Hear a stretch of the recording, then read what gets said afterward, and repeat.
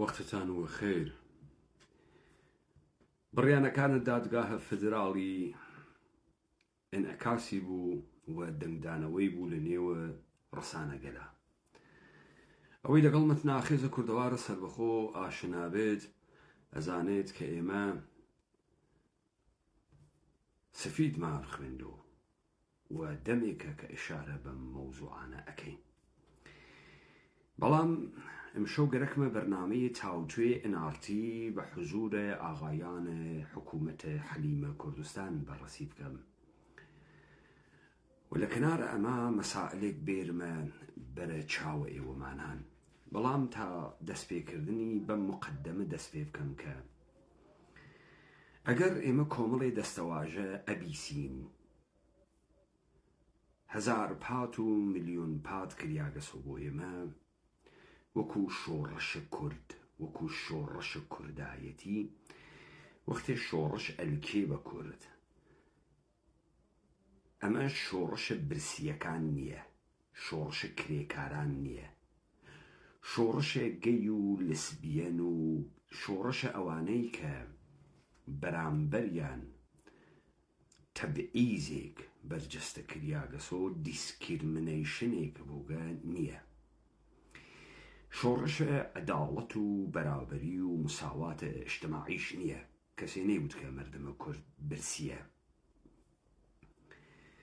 وەختی بەحس لە شۆڕەشە کورد ئەکەن، گێرەی کورد، گرێی کورد، نەموت پرس، وتم گێرەی کورد،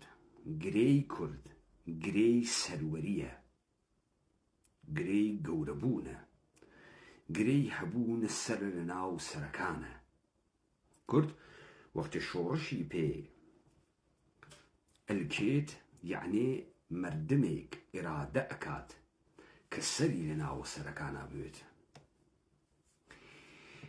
هەر کەسێک بە هەر دروشمێکی تر خۆی بوەسێتەوە بە کورد، ئادرسە ئینحرافیە بۆ کورد. کەواتە مەسئلەی کورد،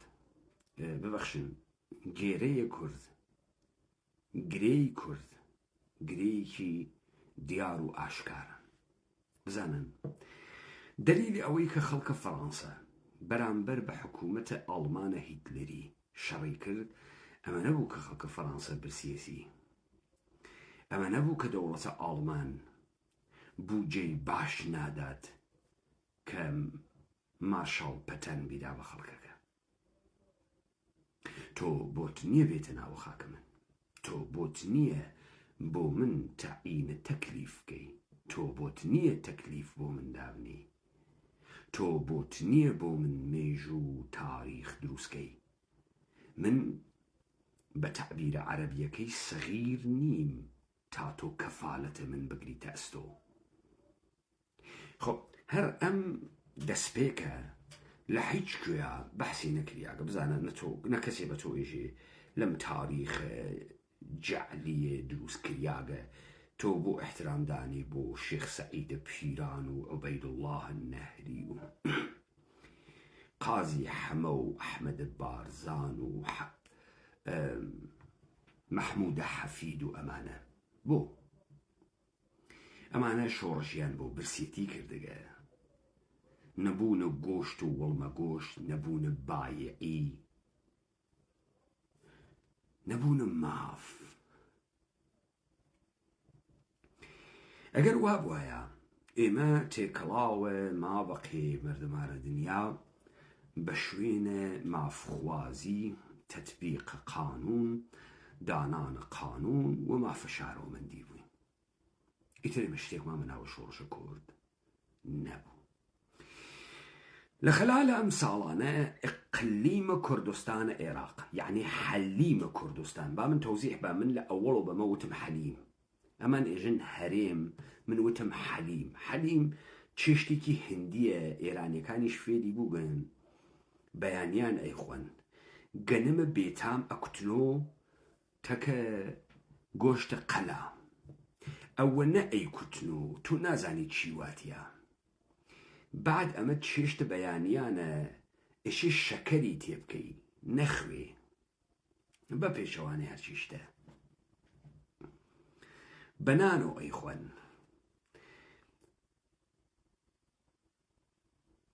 ئەمە حکوومەتە حەلیمە بە ئێمە وتیان بە هەر چوار پاچکەکە بزانە من پێکەنینم تێ بەم چوار پاچکەکە ئەم ئەدەبیاتە سەخیفە خروجیەکەی ئەوەی لێ تێتە دەرەوە لە یوتوپیایی ترین خەون و خەیاڵە ئەبێتە حکوومەتە حەلیمە کوردستان ئەم چوار پاچکە بازیە ئەمانیان وت ئێمە بە هەر چوار پاچکەکە و ئەزمونێکمان هەست ئەویش ناوی حکوومەتە حەلیمە کوردستانە لە پشتی ئەمیشە ئەدەبیاتێکی سەخیفانەیان دروست کردو بەناوە ئەدەبیاتە کوردایەتی بێ تێئۆری بێ پێناسەکردنە دۆست و دوژمن بێ مشت و مڕێکی دەروون کۆمەلگایی بێ هیچ مێژوویەک بە بڕێ کەرەستە بڕێ ئینسان کوژیاون داستانە کەربەلا و حسەین و شەهادەت و ئەمانەشە هاتە ناوە ئەم بازنە تاتەکانە ئەخوار ئەیان و کوژیاکمان داگە مردگمان مردگە شەهیدەکانیش کێ کوشتگنی دەوڵەتە عێراقی کوشتگنی لەگرا کێ مقەسرە بزانە ئاغەگیان تۆ کێ نەتی کوشت عەبدولکەریم قاسم نەتی کوشت عەبدولسەلام عارف نەتی کوشت کێ نەتی کوشت سەدام حوسێن نەتی کوشت پس تۆ دەوڵەتە عێراق تەرەفتە دەوڵەتە عێراق دەوڵەتە ئێران دەوڵەتە تورکیە و دەوڵەتە سووریە دەوڵەت حاکمیەت وەختێ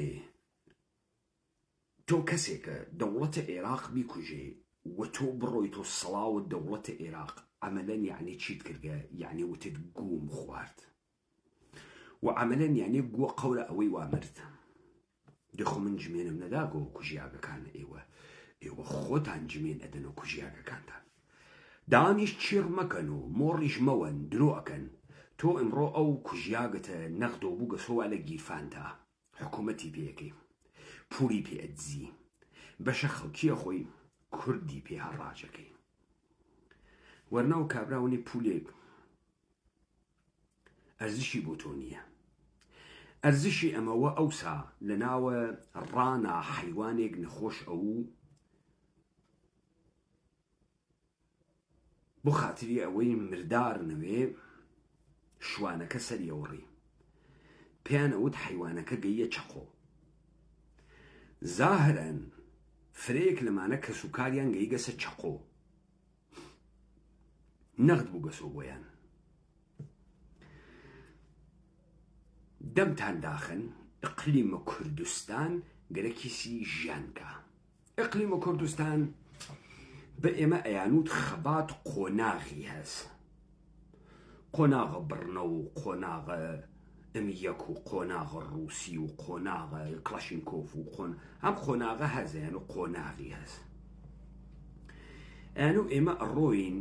ئیدعای خودموختاری ئەکەین وەلی دڵماوەوە سەر بخۆی وایەنەوتە دیسانەوە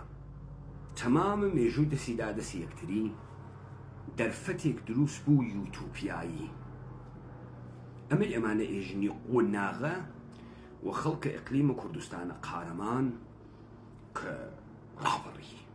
کودایەتی کرد ئێستا دووربین بۆیتە بەرە هەر کەسێک لەم ئیقلیمە کوردستانێجی شەهیدمان نایاوە وا بکەینە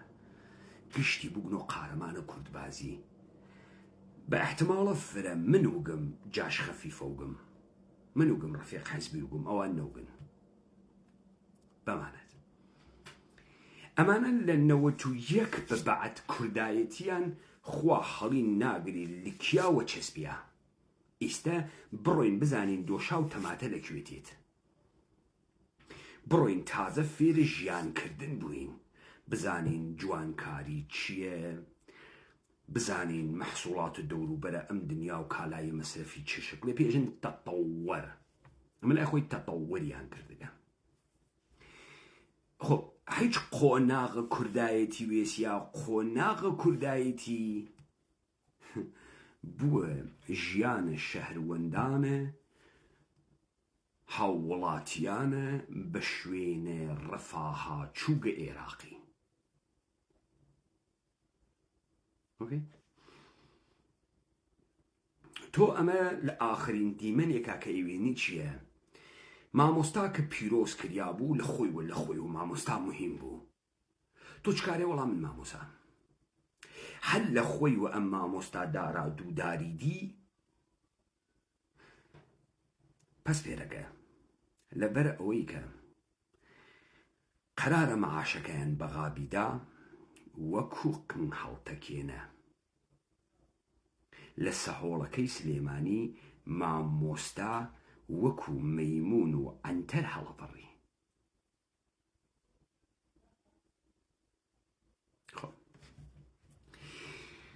لە خلالە 7 ساڵە پێشەوە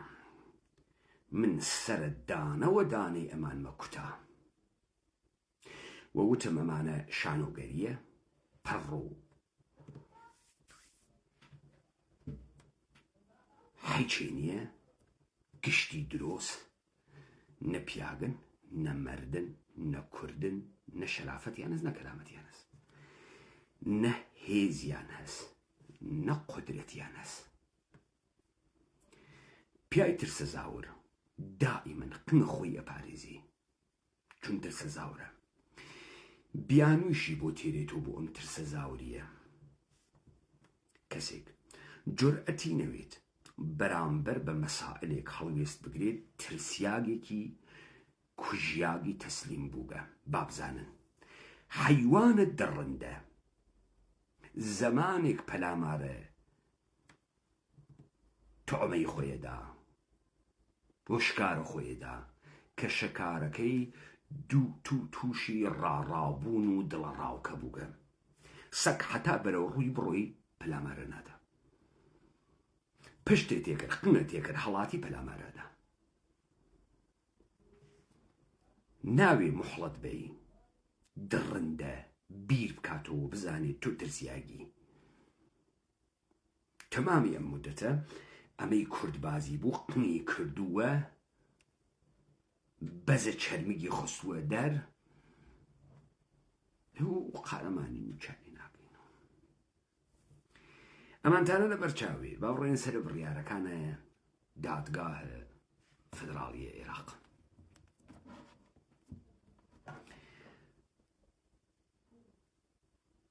ژێ خوشتەران باشد کە سر دلبەران گفتە ئاویەت دەر حەدیسە دیگەران. ئۆکەی با بزانین چی واداری کردن بەرادەرانە ئیقلیم قسە گەلێ بکەن وا ئێمە 3-4 ساڵە پێش لەبارەی حکوومەتە هەرێم کردمان. خۆشبەختانە ورد و درسیش خەریکە بەرەبەرە فێرە ئەو چنگەلە کە ئێمە وتگمانە ئەوێت بەرنامەی NRT بەرنامەی تاوتوێ.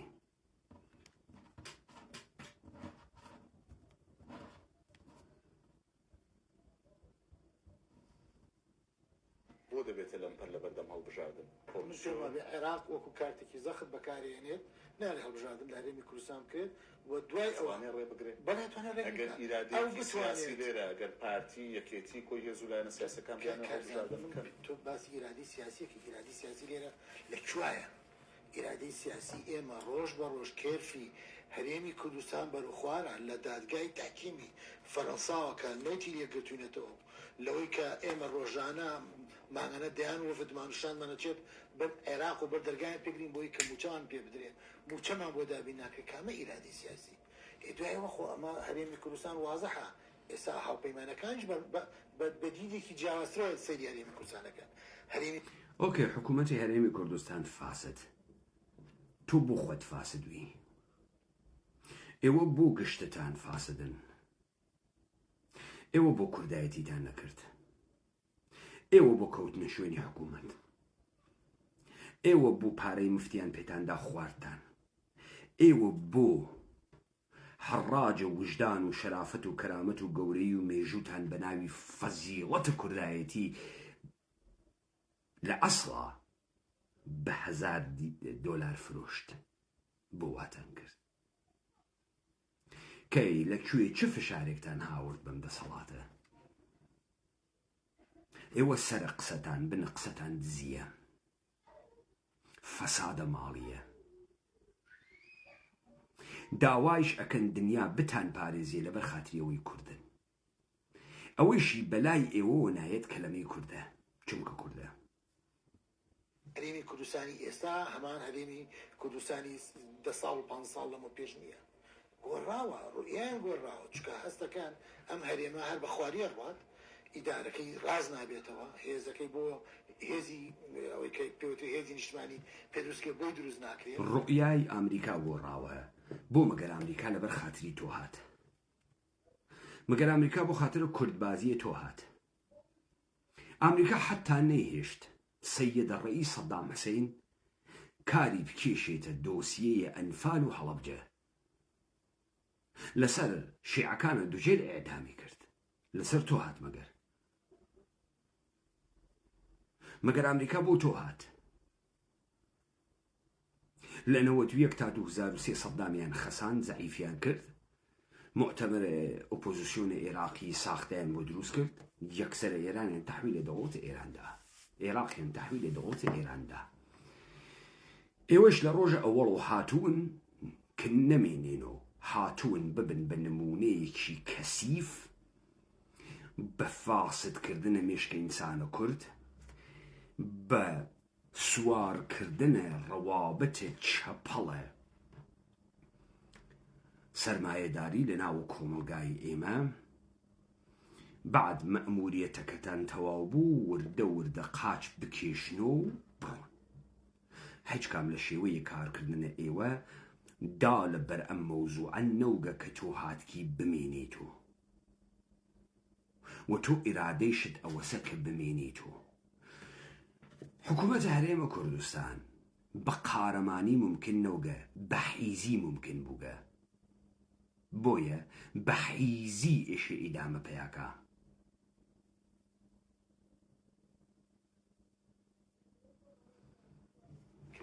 و گەندەڵی ڕۆژ بە ڕۆژ قادرمە پلە بە پلەسەرەکەی بۆ سەرەوە نایەتە خوارەوە. بۆ ئەم پێما بێت هەرێمی کوردستان ئیرادەیەکی سیاسی نییە ئێستا. دوام هەرێمی کوردستان ئێستا حالیان مەسەن تۆ دیقەت بە مەسەن ئەگەر ئێمە پارتیویەکێتی ئەم دۆخیان نەگەێنایە بەم ئێستا ئەوە 4 کابینەیە، 4 کابینەی مفۆزاتە لەسەر 4 کابینەی حکوومەتی عێراق مفۆزاتە لەسەر پارە و لەسەر موچە. یعنی خێرە چارەسەر نەکرا. ئێمە ڕێک وەکو فەڵەستینیەکانمان لێهاتووە، ڕێک لەم قۆناغا وەکو فەڵەستینیەکانمان لێهاتووە لە ساڵی 1968 تا حەد چییە بووی تۆ فلستینی؟ حەد نەوێ بووی تۆ فلستینی؟ وا تەمامە جیهانە عەرەب و غەرب و یەهودی گەلە کۆمەی لێیان کردگە هەنووز ماگنۆ. پێش ئەوە ئیسرائیل کۆمەڵێک دەستکەوتی زۆریان فەڵەستینەکان عینادیانە کرد و نابەوە ڕازی نابین. لە دوای شکستی فەلەستینەکان و شەڕی عەرەب و ئیسرائیل داوای ئەوەیان کردو فەلەستینەکان ئیسرائیڵی نامەوە تا نامێ نیوێتان ئێمێ. ئێستا ئەوان داوای فتوێ پێش ئێستا چەند ساڵی پێش داوای قودسیانەکە ئێستا ناوی لە غەزە شادانیشن. ئێمە ڕێک حینە سیاسەتمان بەرە ڕووبەتەوە. ئەینەن لە ناو هاوکێشەیەکان کە ئینادی سیاسی ئێمە گیانە ئەم قۆناغا لەوەی کە حاج عەبدولمەجید داوای 50,000 بەرمیل ڕۆژانەیە کرد بۆ ئیتیفاق. نافاست خازگوێ بگرێت تا من متوەجهەکەم. حکوومەتە عێراق نەماگە، سەدام حوسێن ڕۆخیاگە، ئەرتەش موەسسەسات نەماگن، پۆل برەیمر گشتیانی لە بین بردگە. گشتیان ئالەگرا تو دوو ڕێگەت هەست، دوو بژاردە. جا لەسەر کورد ئایەتیە خۆت ئەویسی و ئەو بەشە جگەیەکەی تۆ، یا لەسەر عێراقیەت ئەویسی و تەواو عێراق بەدەستێنی. چۆن تۆ ئیدعا ئەکەی مبارزوگی، چەپوگی، تێگەیشتوگی، حاڵی توگە، دانشگاچوگی، زانکۆچوگی، هەچیم کەسافەتانەی کە ئێوەیەژی کردگزانە بەو نەتیجە نەگەیت کە عێراقی و عێراقی بوون ناسیۆنالیزمی نییە. ئوروبە ناسیۆنالیزمە، بەڵام عێراقیەت ناسیۆنالیزم نییە. عێراقیەت هیچ معنایەکی نییە. ئێوە بۆ پانتان کردو تا ئەمریکا عەشیرە سازی و فرقە سازیتان لێ بکە. کێ ئەم بەزمە حیزەی سوننە و شیعەیە داهاورد؟ کێ دەیهاورد؟ ئێوە بۆ کەوتن ئەم بازیە بۆ عێراقتان کردە لوبنان، بۆ گەرەکتان و باڵانسێ لە گەندەڵی دروستکەن. تۆ لیاقەتت نەبوو بڕۆی بەغابری خوێڕی، چۆن فکر کرد لیاقەت هەست بەسەر سلێمانی و هەولێرە دانیشی؟ تۆ ئیستا وەکو سەگیش ئەپاڕێ تۆ ێژی ئێراقیم، ئیستەی واشەوەش هەر قسەکەن ێژن ئێراقین، وەکو سەگ ئەپاڕێن و ێژن ئێراقین، وەلی ئەو پیاگە نەون بەغاوە دەستبێرن.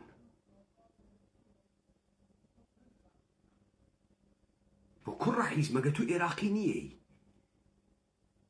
چۆنە لە بەرماڵەکەی خۆزاتر نییە بڕۆیتە ئەولاوە؟ مە تۆ ئێراقی نییەی؟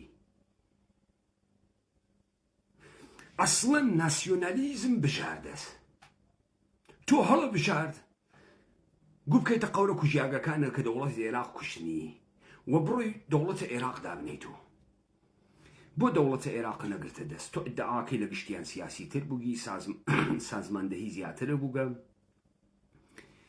ئیمکاناتە زیاترە بوو. تۆ ساڵە 2013 تەیارتر، ئامادەتر، لەشکریتر، سیاسیتر، قودرەتمەندتر، پوڵدارتر بووی. تۆ بۆ نەتوانی عێراق بەدەستبێری. تۆ چۆن عێراقە بەردا بۆ پێپەتیەکی دیش لە مەخوەری ئجوار ڕوودە لەندەن بەناوە حەیدەر عیبادی و نوری مالکی و تەزویح فرۆشێکی ناوە کەربەلا بوو بەجێ هێشت؟ بۆ تەزویح فرۆشێکی ناوە کەربەلا وەسەتە ئەو بیاوان و ڕیگ و سەحرا بەم تاریخ جعلیە خۆیانە عێراقیە قمع عەلیکەر، عێراقیە خەڵکە کوفە، عێراقیە عەلی کوژ، عێراقیە حسین کوژ. تۆ بۆ هێشتە ئەمانە قودرەت بگرن؟ تۆ بۆ هێشتە عێراق بێت و فرقەبازی؟ بۆ هێشتە؟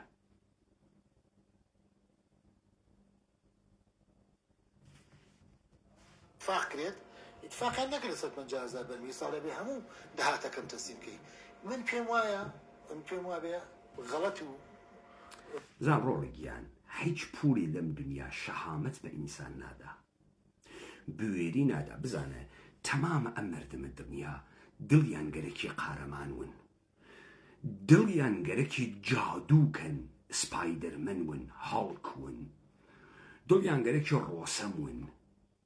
دڵیان گەرەکی هەرکوڵ ون، دەی ناتوانن. ئەترسن. لە چی ئەترسن؟ لە ئەواقبە کاریان ئەترسن. ئەترسن دەوڵەتە ئێران ئێژێ ئامریکا ئەتوانێ شەڕ لەگەڵ من بکە، بەڵام ئەو نییە کە تەواوی ئەکا. یعنی ئەم شەڕە کە دەسی پێیەکەن عاقبەتی هەست. من لە دیبەیتەکانە ئۆکتۆبرە کۆتاییە وتم تۆ موشەکیشە بوێت کوڕە حیز، ئەو پیاگە نییە قامک بنیتە سەری. من 7 ساڵە ئێژم ئەرتەشە ناتۆ بن بە کوردبازە حیزبیە بەرساختە نابودیەکە. ئەزانی بۆ لەبەرەوەی ئێوە پیاگە خۆتان نیەن، ئێوە ناتوانن مەسئولیەتە کارێکە ئیکەن بیرنە ئەستۆ، ناتوانن. ئێوە دائیمەن مزور و بەرساختەی دیگەران بووبن، هیچ گوێ نەوگن. ڕۆڵە ئەم خۆڵانەکەنە چاوە خۆتان کوڕە حیز. ئەمە ناخوا بۆ ئێمە ناخوا. بزانە ڕۆڵە گیان ئاخیزە کوردەوارە سربەخۆ چنان ئێرانی تربیەت کردگە. ئێران چووگە ئیستە حەڵقەیەکی دروست کردگە بە ناوە سەنجەرخانە نەڕان. تەواوە جەعل تاریخە متەئەخری لە پاشا و سەڵتەنەیە جەعلی تێخستگە، وەلی بۆ ئەوەڵین بار لە تاریخ ئێران اتفاقی کەوتگە. بۆ ئەوەڵین بار ئەوەڵەن جلوبەرگت دروست حەساوی کریاگەسە بەرە ئەم مردمە، کڵاو دەسماڵە شیرین کریاگەسە سەریان. دوو هەر ئەم ئەشرافیەتە بەرساختەیە متەئەخرە دەسە نظامە سوڵتەیە بە تەسویر کێشاگە کە ئەم کوردە مشتی وەحشی نەفامی بێتەمەدون نەوگە، ژیانە لوکسیشی بووگە، سیاسەتیشی زانیگە. هەر ئەم چەرخشەوە تۆ تا دوێکە کورد گەوج و ئەحمەق و کەر و تێنەگەیگ و بەو شکڵ و ناشیرین و لە بەشە تەسویریە تا حدودی گۆڕیگیانە. ئەمە کێ کردی؟ ئەمە ئاخێزە کوردەوارە سەربەخۆ کردی. هاتووەتی ئێرانیە نامتەعەلق بە جکە جوولەکەی توخمە مەلافاتمەی فاحشەی شیراز، مناڵەکانە ئەمرەتخانە، قەحبەخانە، قاوەخانە، کەی تەعەلقیان بەم سەرزەمینە ئێمە هەست؟ ئێمە هەر بوو گەوگین کورە ڕۆڵێکیان ئێوە وەم واقە شاید مردمە بچوو کریاک بتوانن فریوی بن، خۆ ئێمە ناتوانن فریو بن. تۆ نە عێراقی نە کوردی قەحبە، تۆ نە بەناوە عێراقی سەروەری نە بەناوە کورد سەروەری، تۆ وەناوە هەرتکیان قندەری. بۆ چون تۆ پیاگ نیە، خۆ تۆ خۆتە دروست نەکردگە، تۆ کەس نازانێ حیزە کوێوگی هاوریاگی تە ئەگرا وە و زوانە قسە ئەەکەی وا ئێمە قسە ئەەکەین. کۆمەڵێ ئیمکانات و کەرەسە و میدیا و تەبلیغاتیان بۆ دروست کردگە، ظاهرن لەم مەیدانە تۆ بووی تۆ تاکە سوارە ئەم مەیدانە کوردایەتیە. ئاخێزە کوردەوارە سەربەخۆ بەکەکە کۆمەڵە دموکرات پارتی یەکێتی کردە ناوە توالت مستەرا و وەسیفونی کێشا سەریان ئەم گووانە. ئیمڕۆ کێ هەیکەلە کوردیە؟ ئێمە. بەر لەوەی ئێوە کارەکانتان تەواو بکەن، ئێمە ماکین. دەوڵەتە ئێرانی، یاڵەتە متحدەی ئەمریکا، هەر کەسێکی تر لەم منتەقەگەرێکی بوونی بوێت ئێشێ تەئیدە ئێمە بگرێ. ئەها تڕۆی سووک و چروک من وتم ئێوە هیچ گوویەک نیەن، ڕۆڵەگیان پوڵ هیچێ نییە. تۆ شەهامەتە نەوێ، بنیادە نەوێ، جەسوور نەوی، کورە ژنەکەیش وە جدی ناتگرێ قەحبە، کەس وە جدی ناتگرێ.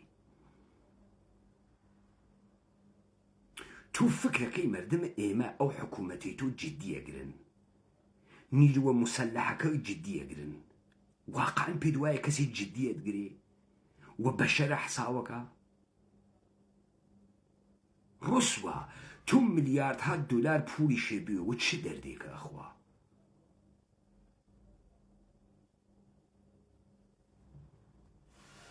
خراپ مامەڵەکردنی ئێمە لەگەڵ هەرێمی کوردستان ئێمەی خستۆتە دۆخێکی شکست خواردووی واوە. بەم عەقڵە سیاسی ئێستای هەرێمی کوردستان توانای ڕاستکردنەوەی نییە و عێراقی دۆخی شکست خواردوو. بۆ مەگەر ئێوە دروشمەکانتان چ بوو؟ دادەی دروشمەم کوردبازیە حیزەتانە بێژە بزانم چ بوویستە شکستان خواردگە؟ چ بوو؟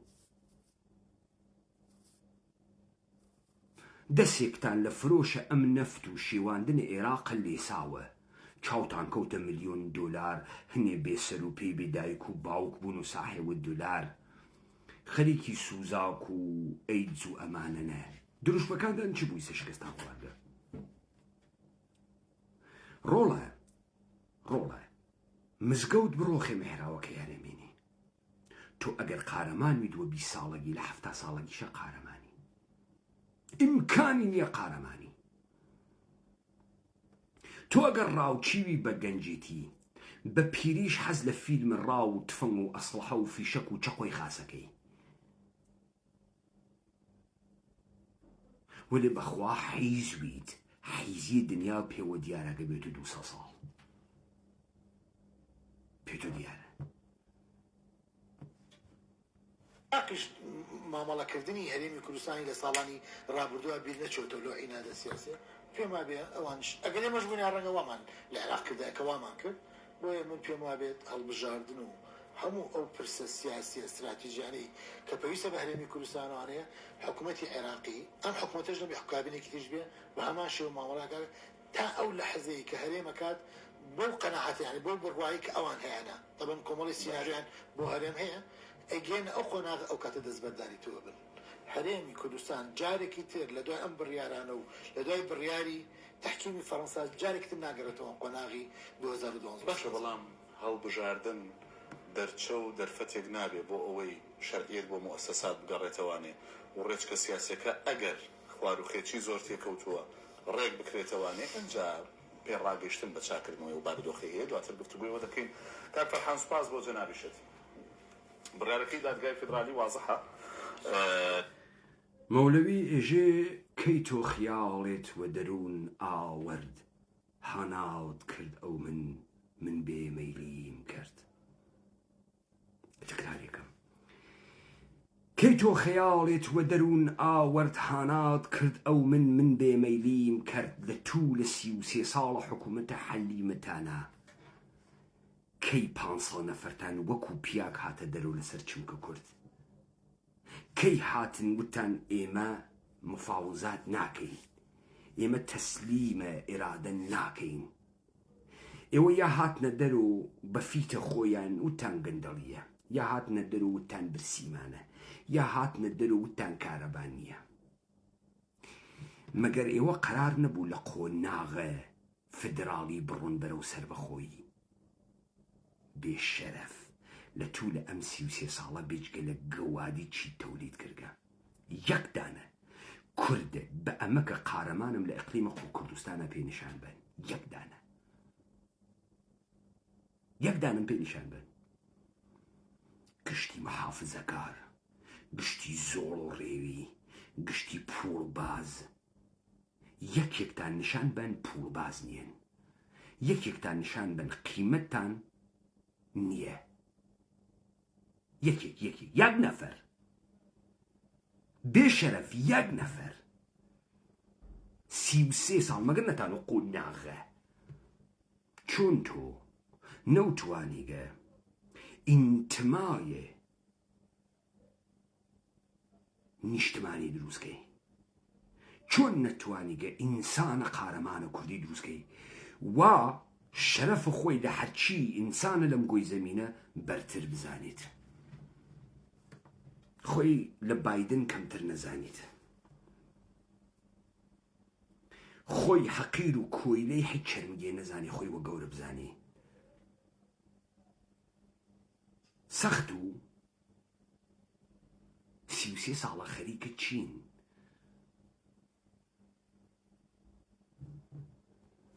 لە پێشەکەدا باسم کرد و دواتر لەگەڵ کاکەمال و لە ڕۆژەوا بردوشدا زۆر قسەی لەسەر کرا دەمەوێت سەرنجی لەسەر بزانم ئەم بڕیارە وەکو خۆی لە هەرێمی کوردستان قبول دەکرێ و هەڵبژاردن ئەنجام دەدرێ یان ئەوەی پارتی لە خاڵی سێمی ڕاگەیەنراوەکەیدا دەڵێ ئەم بابەتە نادەستوری و نایاساییە دەبێ وەکو بەربەز ببینین لە بەردەم هەڵبژاردن بۆ چوونی کاکەمالت گوێ لێ بوو زۆر جیاواز قسەی کردە و پێی وایە ئەسڵەن ئیرادەیەک لە بەغداوە کار دەکات لەسەرەوەی کە ئەگەر هەرێم ئیلتیزام بەو بابەتانەوە نەکاکە لەسەر پرسی موچە هەر لە بڕیارەکەی دادگای فیدرالیدا بۆی دانراوە ئەسڵەن عێراق نایەڵێ هەڵبژاردن بکرێت.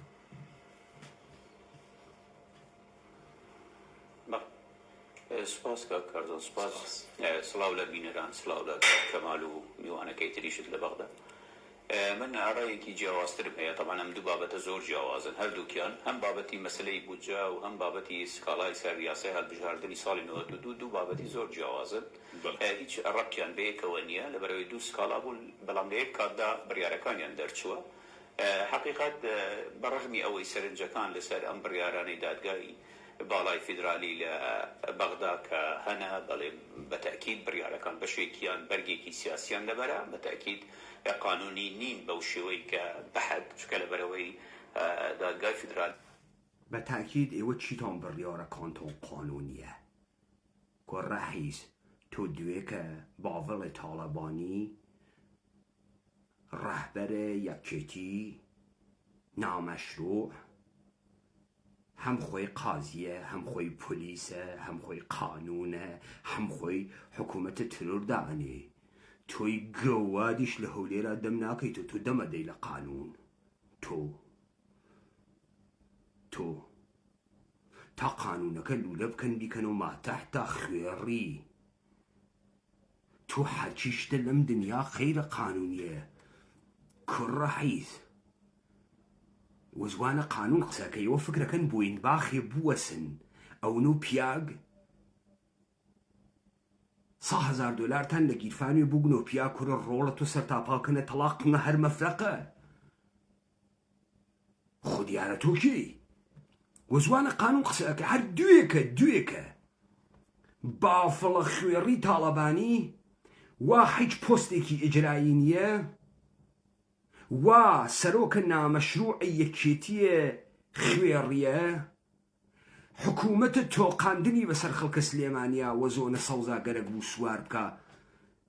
دوو گەوادەکەی ئەربابە تۆ مەسرور و نێچیر زاتیان نەو دەمکەنەوە کەچی یەکێکیان گەوادە هەرێمە یەکێکیان ئەکبەر گەوادە هەرێمە تۆ باس لە یاسا و قانونەکەی واقعاً لێرەدا هەم دەوری تەشریع دەبینێت هەم دەوری دەستگای تەنفیزی حکوومەتیشی دیتوە لە ئەگەر ئەی بۆنە گەوا باوک بۆ نەیوێنێ وەکو نێچیرە حیزە تۆ و مەسعودە حیزە تۆ مەگەر ئێوە سەرۆکە یە حیزبێک نیەن چۆن هەرچی دەورە ئەیوێنن مەگەر باڤڵ سەرۆکە نامەشروعی یەکێتی نییە چۆن هەم قازیۆل قوزاتە و هەم پارلەمانە و هەم قانون دەرتێرێ و هەم حکم ئەکا و هەم تەروریزم ئەتۆ ئەکا بە منە خەڵکیا و هەم تەجاوزیان پێکا و هەم دەستێرێەوە ملیانە ئەپۆفیوز تۆم قسانی شازانیت واقعانەی زانیت کورە بابکیان تۆ دنیا کلکە بۆ ئەوە تۆ فکرەکەی من ئەم قسانە ئەەکەم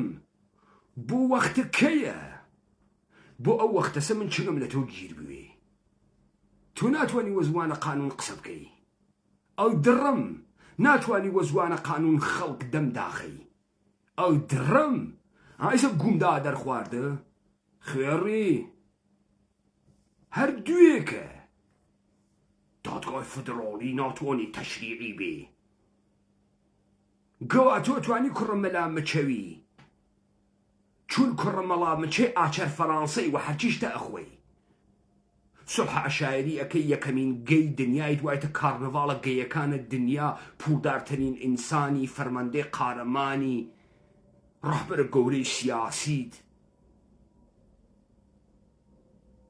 تۆ گشتیانی ملاحظتان کرد بێ لە ئەم بڕیارە بەڵام ئەوەی گرنگ ئەوەیە بڕیاری هەڵبژاردنی داوە ئەوە بەنسبەت ئێمە هەرێمی کوردستان زۆر گرنگە بەڵێ قبول ئەکرێ و جێبەجێش ئەکرێ لەبەر ئەوەی کە ئەرکێکی گرنگ ئەنجام ئەدرێ کە هەڵبژاردن ئەکرێ لەو کاتەیە کە لەو وادەیە کە دیاری ئەکرێتن و هیچ بەربەستێکیش لە هەرێمی کوردستانەوە ناخرێتە بەردەم ئەم بڕیارە لە پێناوی جێبەجێکردنی لە پێناوی ئەنجامدانی دە ئیستامە وتیانە گو خوارد قسەکانە ئەوڵت گوت خوارد بابا ئێوە بوو دەسە چەپتان و دەسە ڕاستانێژی گومەخۆ چۆن کاوران نایاسایی عمل ئەکا و لە حەدە مؤسساتە خۆی عمل ناکا و تۆ بڕیارە هەڵبژاردن جێبەجێ ئەکەی چۆن تۆ خۆتی جەزانی کێی خەریکی چیەژی هەڵبژاردن لەبەرەوەی پارتی و هەموو لایەنەکان قبوڵیانەوەی کە ڕوویداوە ئەبێ هەڵبژاردن بکرێت هەموو لایەنەکان قبوڵیانە بەڵام ئەمە ناکاتە ئەوەی سەرنجت نەبێ ئەوەی ئەمڕۆ مەکتەبی سیاسی پارتی دیموکراتی کوردستانیش سەرنجەکانی دەربڕیوە ئەوەنە سرنجێ بێ حتا گیانە دەردی ئەوەنە سرنجێ بێ تا سرنجکەی دنیا وڕتە خوات دووشی دەردێ بخوا سرنجە هەز ئەسەر سەگ بەی سرنجی هەز یعنی کارە فرە مهمێکت کردگە حکوومەتە هەرێم سرنجە هەز وەڵا برا تۆ فرە قارەمانی ئەشەو بیلا من بۆ معنا نییە سرنجمان نییە سەرنجەکانی دەربڕیوە ئەوەیە بۆ ئێستا ئێمە سەرنجمان هەیە بەڵێ بەتاکید دادگای باڵای فدرالی هاتووە تەشریعی کردووە بۆ نمونە لە جیاتی پەرلەمان بڕیاری داوە کە ئەبێ کورسیەکانی پەرلەمانی کوردستان ئەمەندە بێ و ئەبێ نەسی تەشریعی کردووە تەماشاکەن ئەبێ ئەڵێ ئەم دەقە بەم شێوەیەدا ئەڕێژرێتەوە یعنی دادگای باڵای فدرالی ئەرکی ئەوە نییە تەشریع بکە بە هیچ شێوەیەک تەنها جدەن چی لەو عێراقە ئەرکی ئەوەسە ئەو کارە بکا کە ئێوە ئیکن چی ئێوە حکوومەتە دەستنیشاندەیە خارجین گەوادە دەوڵەتانە منتەقەن حیز و بێشەرەف و گایریاگە ئامریکا و ئێرانن ئێوە هەر ئەردەن تێتانە دەستگای جاسووسی نەبوو ئەویشی واتیە تۆ نە سیادەیە عێراقیت هەز نە غوروور و گەورەیە عێراقی بوونت هەز تۆ نە سەروەری و غوروور و لە خۆبایی بوونە کوردبوونت هەز کوڕە هیچ چۆن وەکو گەواسە لە ناخەیتە خوار گەواییکەی تەشریعی چی وا لەسەر جێگەی خۆیە دەی کوڕی جێبەجێی مەکە بڕیارەکانی دەبزانم تۆ ئەو کوڕە هەیە و بڕیارانت جێبەجێ نەکەی تەنها ئەوەیە نەسەکان لێک تەنها ئەوەیە قرارەکانیان پڕگە و مادەکان لێک بداتەوە بە پێی دەستور چەند دەستورین چەند نادەستوریدە بەڵام بە هەر حاڵ لە پێناوی ئەوەی کە بڕیاری داوە بۆ ئەوەی کێشە و ئاستەن بۆ مەسەلەی هەڵبژاردن دەکرێتن بەڵێ قبول دەکرێت بە هەر شێوەیەک ئەگینا بەڵێ بڕیارەکان بەشێکی زۆریان سیاسینە مەسەلە بۆ نمونە ئەو بڕگانەی کە سیاسینە لەبارە وەک گوتم هاتووە نەسی داناوە ئەبێ پەرلەمانی کوردستان هەندە کورسی بێ ئەبێ هەندە باز نەبێ ئەبێ هەندە ئەمە هەموو دەسەڵاتی تەشریعیە کە دادگای باڵای فیدرالی بەغدا سەلاحیەتی خۆی بەکاریناوە یان هەروەها بە هەمان شێوە لەبارەی موچەوە زۆر مەتاقیە نازانم خەڵکی کوردستان بەشێکیان بۆچی ئەوەندە دڵخۆشن بە بڕیاری دادگای باڵا لەبارەی موچەشەوە لەبەرەوەی زۆر مەتاقیە لەبەرەوەی خۆی داناوە لە جێگای حکوومەتەوە ئەگەر سیر بکەن ئەبێ بچن ناکۆکیەکانتان ناکۆکی وەک چارەسەرکەن هەردوو لە ئەبێ پابەند بن بە یاسای بودجە ئەبێ ئەوە بابکە ئەبێ ئەمە بابکە ئەمە بە هیچ شێوەیەک ئەرک و مەهامی دادگای باڵای فیدرالی نییە ئەم ڕێوشێ بۆ دەستگای جێبەجێکردن دابنێ دەستگای جێبەجێکردن کە حکوومەتە لە هەردوو لایەنەوە خۆیان مفاوەزات ئەکەن چۆن ئیدارەی ململانەکانەکەن چۆن گرفتەکان چارەسەرەکەن ئەبێ ئەم نە تۆ گو ئەخۆی لە خۆتۆ مفاوزاتەکەی تۆ گو ئەخۆی لە دەرە حدود و سقورە قانونی خۆت ڕەفتارەکەی تۆ گو ئەخۆی زۆرە نییە و هێزە نییە ناتوانی خۆت تەحمیلکەی حاڵیت بوو تۆ ئیستە کوڕە حیزوە زۆر خۆتە تەحمیل کردەوە فەزایە ئەقەلیمە کوردستانە عێراقا دێ ئیستێشی واوێتە ئێمە لە بەیانی و خەریکی نێژین شۆڕش و کوردی واوێتە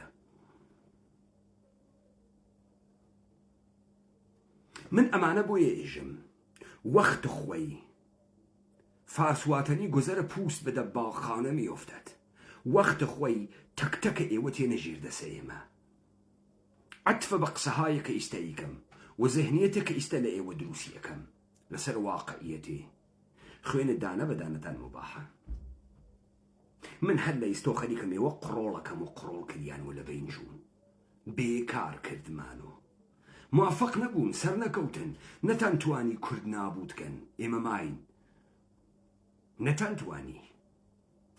مادام ئێمە ماگین ئێوە کارکردێکتان نییە هەر ڕۆژ زیاتر بمێنێن کەسیفتر و کەسیفترن زیاتر دەستان ڕوو ئەوێت زیاتر پلانەکانتان لە بین ئەچێت ئەم مەجالە بهێدرێتەوە بۆ حکومەت بۆ سەرۆکی حکومەت بۆ هەردوولا کە خۆیان ئەم گرفتە چارەسەر بکەن لە پێناوی خەڵک لە پێناوی ئەمە بەڵام ئەو هاتووە ئیملاعاتی داناوە یعنی ئەبێ وابکەی ئەبێ و ئەمە وابکە ئەمە وابکە ئەومە وابکە بۆیە ئەم مەسەلەیە بەم شێوە چارەسەر نابێ سکالاکە لەسەر لەسەر موچە بوو یعنی چۆن چارەسەر ناوێت چ گوویەگە خۆی ئەگەر بە حکم دادگای فدرالی چارەسەر ناوێت چ گوویەگە خۆی ئادێ بابا ئەمریکا تێری بەغا بگری ئیستە لە بەغا ئەڕۆی دادگای فدرالی ئەگری تۆ وەک نێرەکەری ئیستە نیروی نظامی دائانەی توێژی ناچمە ژێرە بارە بڕیارەکانی نایاساییە چ گوویەگە خۆی ئەم خۆڵە چاوە خەڵکی بۆکەی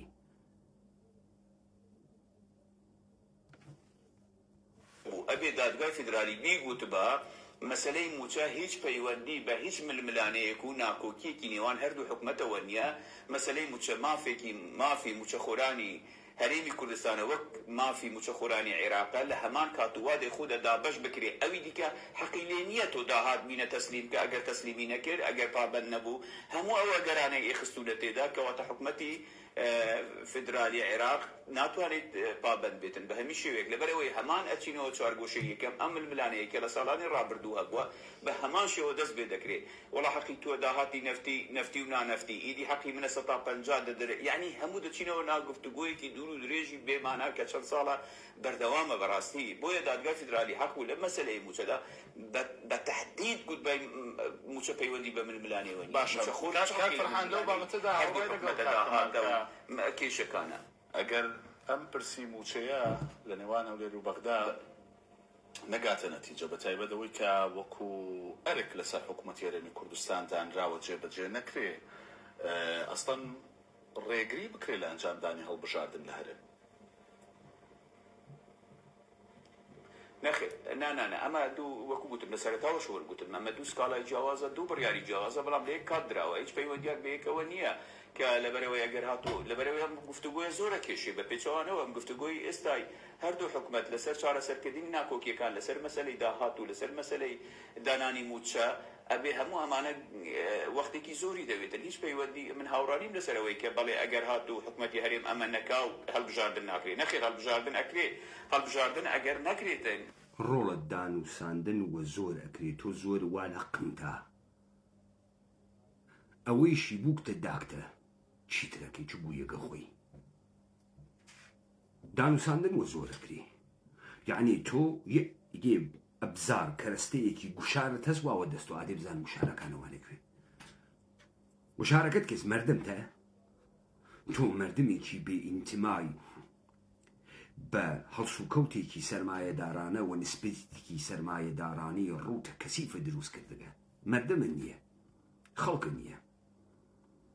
مامۆستا وەکو هەڵتەکێنە و قەحبەکانە کابارەکانە بەغا قمتەکانەدا بۆ بەغا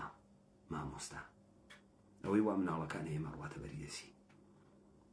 تۆ چ کارتە فشاری کەس هێزە پێشمەرگەی قارەمانت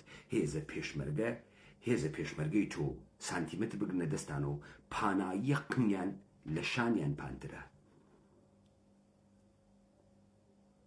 کێفرە فاسدە پێشمەرگەز لایەوە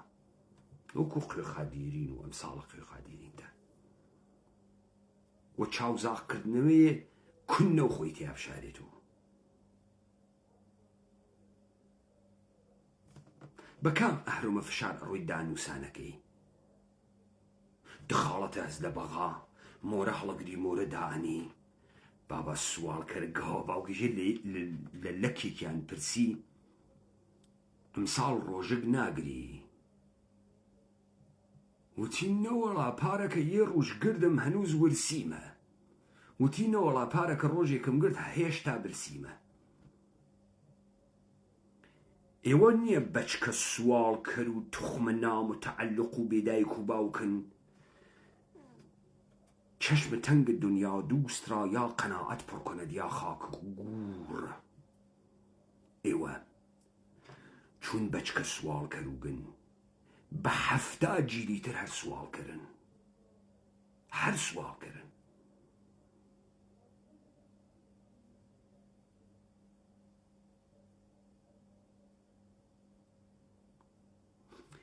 ئێوە وەنە کاورایە کەوتووە ناوە ڕووبار خەریک و ئەخنکیا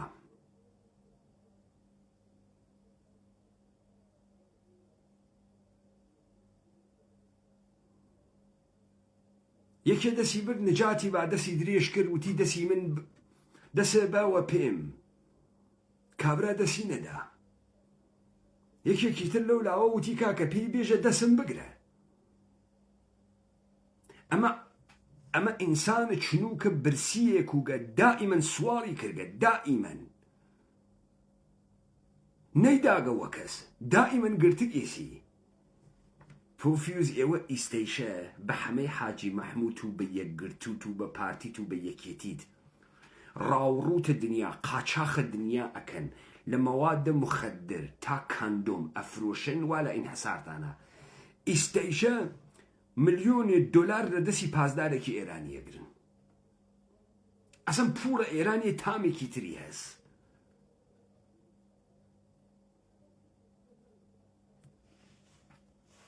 لەبەرەوە ئەگەر عێراق حکومەتی عێراقیان بە هەر خۆی کارێک کێشەی بۆ هەڵبژاردنەکانی هەرێمی کوردستان دروست کرد لە وادەیە کە دیاریەکەن ئەگەر ئەنجامی دەدا ئێمە لە هەرێمی کوردستان بە ئەمری واقع وەک چۆن لە ساڵی 1992 بە ئەمری واقع یاساماندەری ناو هەڵبژار ساڵە 92 تۆ بە ئەمر واقع هیچ گویەک نەویت ئەگەر ئەمریکانەوایە ئیستێچە بە ئەمر واقع هیچ گویەک نییە ئەمر واقع دا گوی خۆت بخۆ بزانم تۆ لەم کارتە ئەمر واقعتە هەست داڕوویکە ئێوە لە توولە تاریختانە ئەوەنە پوڵدار نەوگن ئەوەنە دەستان ڕۆ نەچووگە ئەوەنە پەیوەندی جیهانیتان نەوگە ئەوەنە کورد دەمە قۆپان لە پێتان لە ئوروپا نەوگە دادەی بە ئەمر واقع لەگەڵ حکوومەتە هەرێم لەگەڵ بەغا ڕفتارکە دادەی بزانم چ گویەگە خۆی کورە بابە جاری جەماعەتە بارزانی تەواو قێزەون و کەسیفن مشتێ بەچکە کەفتار بە ئەمر واقع تەعاملەکەی وەکو چۆن 92 کردتان کورەوە 92 قاح بە باوک قاچاقچی سەدام حسێن و گشتان هەمێ حاجی مەحموودی بۆیە سەدام حسێن ئێوەی لەبین نەبرد سەدام حسێن گەمارۆی وەسەرۆ بوو تەنیا ڕێگەیە کە ئەیتوانی نەفت و قاچاق بەهەنێرێ بڕێ کەرەستە بکاتۆ ئێوە بوون بۆیە ڕێکەوتن تەکە ئێوە ئەمە من نایژمی هەمەی حاجی مەحموودیژیتی ئێوە خەریکی قاچاقچێتی بوون لە 92 بۆ دەوڵەتە بەعس ئەمر واقع بووین هیچ گویەک نەوگی لە توولە عمرتا دادەی تۆزی ئەمر واقع وە بزانم چیەکەی هەڵبژاردنمان کرد بە هەمان شێوە ئیتر حەقی خۆمانە بە ئەمری واقع هەڵبژاردن لە هەرێمی کوردستان ئەکرێت دەیخوا بکاتۆ ئەو پیاگەوی تەکنی دەوەڵا ئێوە لە توولە عمرتانە پیاگ نەوگن حیز باوک فشەی ئەلەکینەکەی ها گونە خۆی تو 200,000 نەفەر نیروی مسلح بوو شا ئەمری پێتان کردوتی ئەسلحە دانێ وەکو جندە ڕەهبەرەکەتان ئەسلحەی دانیا گەڕیاوە تو مقاومت نەکەی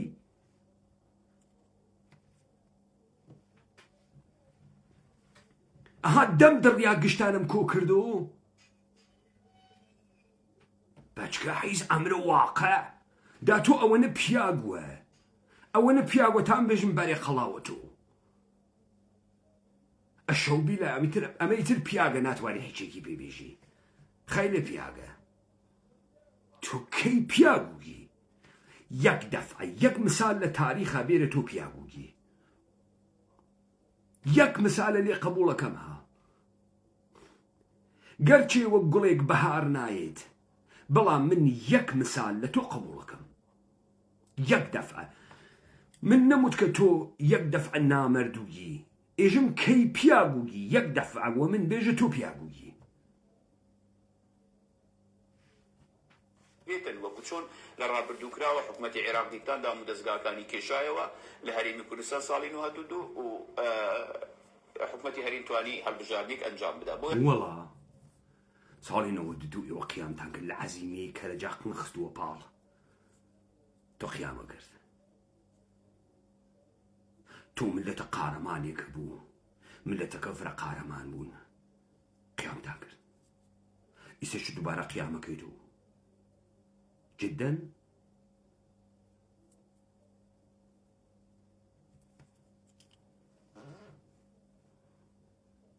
بۆیە حکوومەتی عێراق ئەمە ناکە و هیچ ڕەبتێکی شار پێکەوە نییە هیچ ڕەبتێکی شار پێکەوە نیە ئەمە مەسەلەیەکە وەکو حکوومەتی عێراق ئەمە ناکە لە چیتان نەترسێ لە ئەمر واقعتان نەترسێ حکوومەتی عێراق مەگەر نەهات کەرکووک و مووسڵ و دووبز و خانەقەین وەمانەی لێتان سەندوو چۆن ئەمە ناکە ئەگەر گەرێکوێ بیکا بۆ نایکا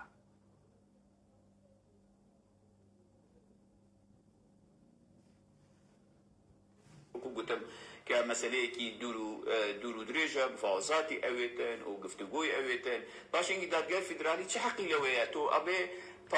کاکە گۆران خالد باوەڕکە ئێوە ئیتلاعاتی و میت و CIA و استخباراتان نەگەرەکە هاوردە بکەن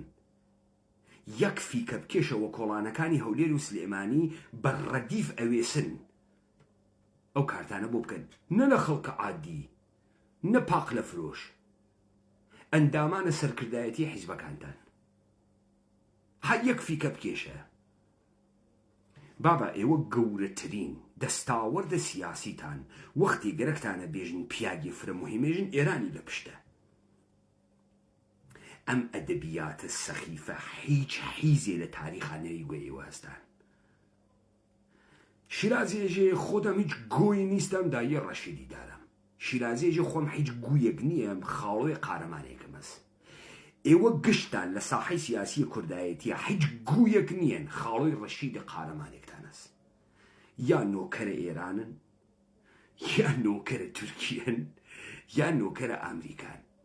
بە ئیفتەخارۆها ئێرانم لە پشتە. یا هیچ گویەک نییە. فارەکان لەو بانقانەدا بدوری کە سەر بە حکومەتی عێراقا، یعنی باشە ئێرەش سەر بە حکومەتی عێراقا، بەشێکە لەسەر بانقانەی ئێرەش بە هەرێمیش بەشێکە لە حکومەتی عێراق و سەر بە عێراقا. باشە یعنی دێ باشە مەگەر ئێوە سەر بە عێراق نیەن. چۆن حزورتان نییە لە بەغا؟ چۆن بەغا شارە ئێوە نییە؟ مەگەر ئێوە عێراقی نیەن. دەی ئێوە کەی هەڵگەڕیان و بێژن ئەگرا عێراقە. عێراق هەمان عێراقە وا دەوڵەتە ئێرانی لە عەبدولکەریم قاسم و دەسی تێکەستەگە وەگەرەکێسی سیادەی ئێمە لەبین بوات. عێراق هیچ وەخت فرقەیی نەبووگە و ئێمە نایاڵین فرقەیی وێت. هیچ وەخت. تۆ کەی وەکو تۆ کەی خایەت بووگە عێراقی وی ڕۆڵە سەدام حسین بوون خایی گەرەکە پیاک بووی ئیشی پیاک بووی سەختە. تو نە کوردی نە عێراقیت. ئەی قەحبەی کوێی؟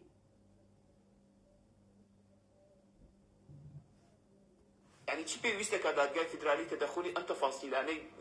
بکاتن کە ئیشی حکومەتە بۆیە دادگای فیدرالی بوویتە لەوێ دەوری هەر ڕۆلی دەستگای تەنفیزی کە حکومەتە و ڕۆلی دەستگای تەشریعیشی کە پەرلەمانە هەردوو ڕۆلی بینینە، یعنی خۆی لەسەر و هەردوو ڕۆل دابینیوە. ئەوەی ئەمڕۆ سەرنجەکەی مەکتەبی سیاسی پارتی دیموکراتی کوردستانی زۆر سەرنجێکی بەجێ بەڵێ ئەمە دژی مەبدەئی لێکجیایی و فەسلی سوڵتاتە لە و هەروەها دژی مەبدەئی مەکتەبی جیایی و فەسڵی سوڵتاتە. يعني تو روح القوانين منتسكية وخويندقة سو جدا ايوه مؤسساتي شأناسن تفكيك قوايش أناسن اي چون قازيور قزاتكي سليمانيتان والدوانزة ساعة بريار تقاندن والروخاندن بتي انتي بارقاي عزيري ادا قاحب باوك تو تفكيك قوا ازاني دەستگای داد زمانی احترامی هەست کە دەستگای دادە خەڵکی وێت نەگەوا باوک تۆ مەسرور تەلەفۆنی بۆ بکەن ئەو بڕیار بۆ تۆ دەربکە کارمەندە تۆ وێت. هەڵی بوو تۆم قسانی شازانی جدەن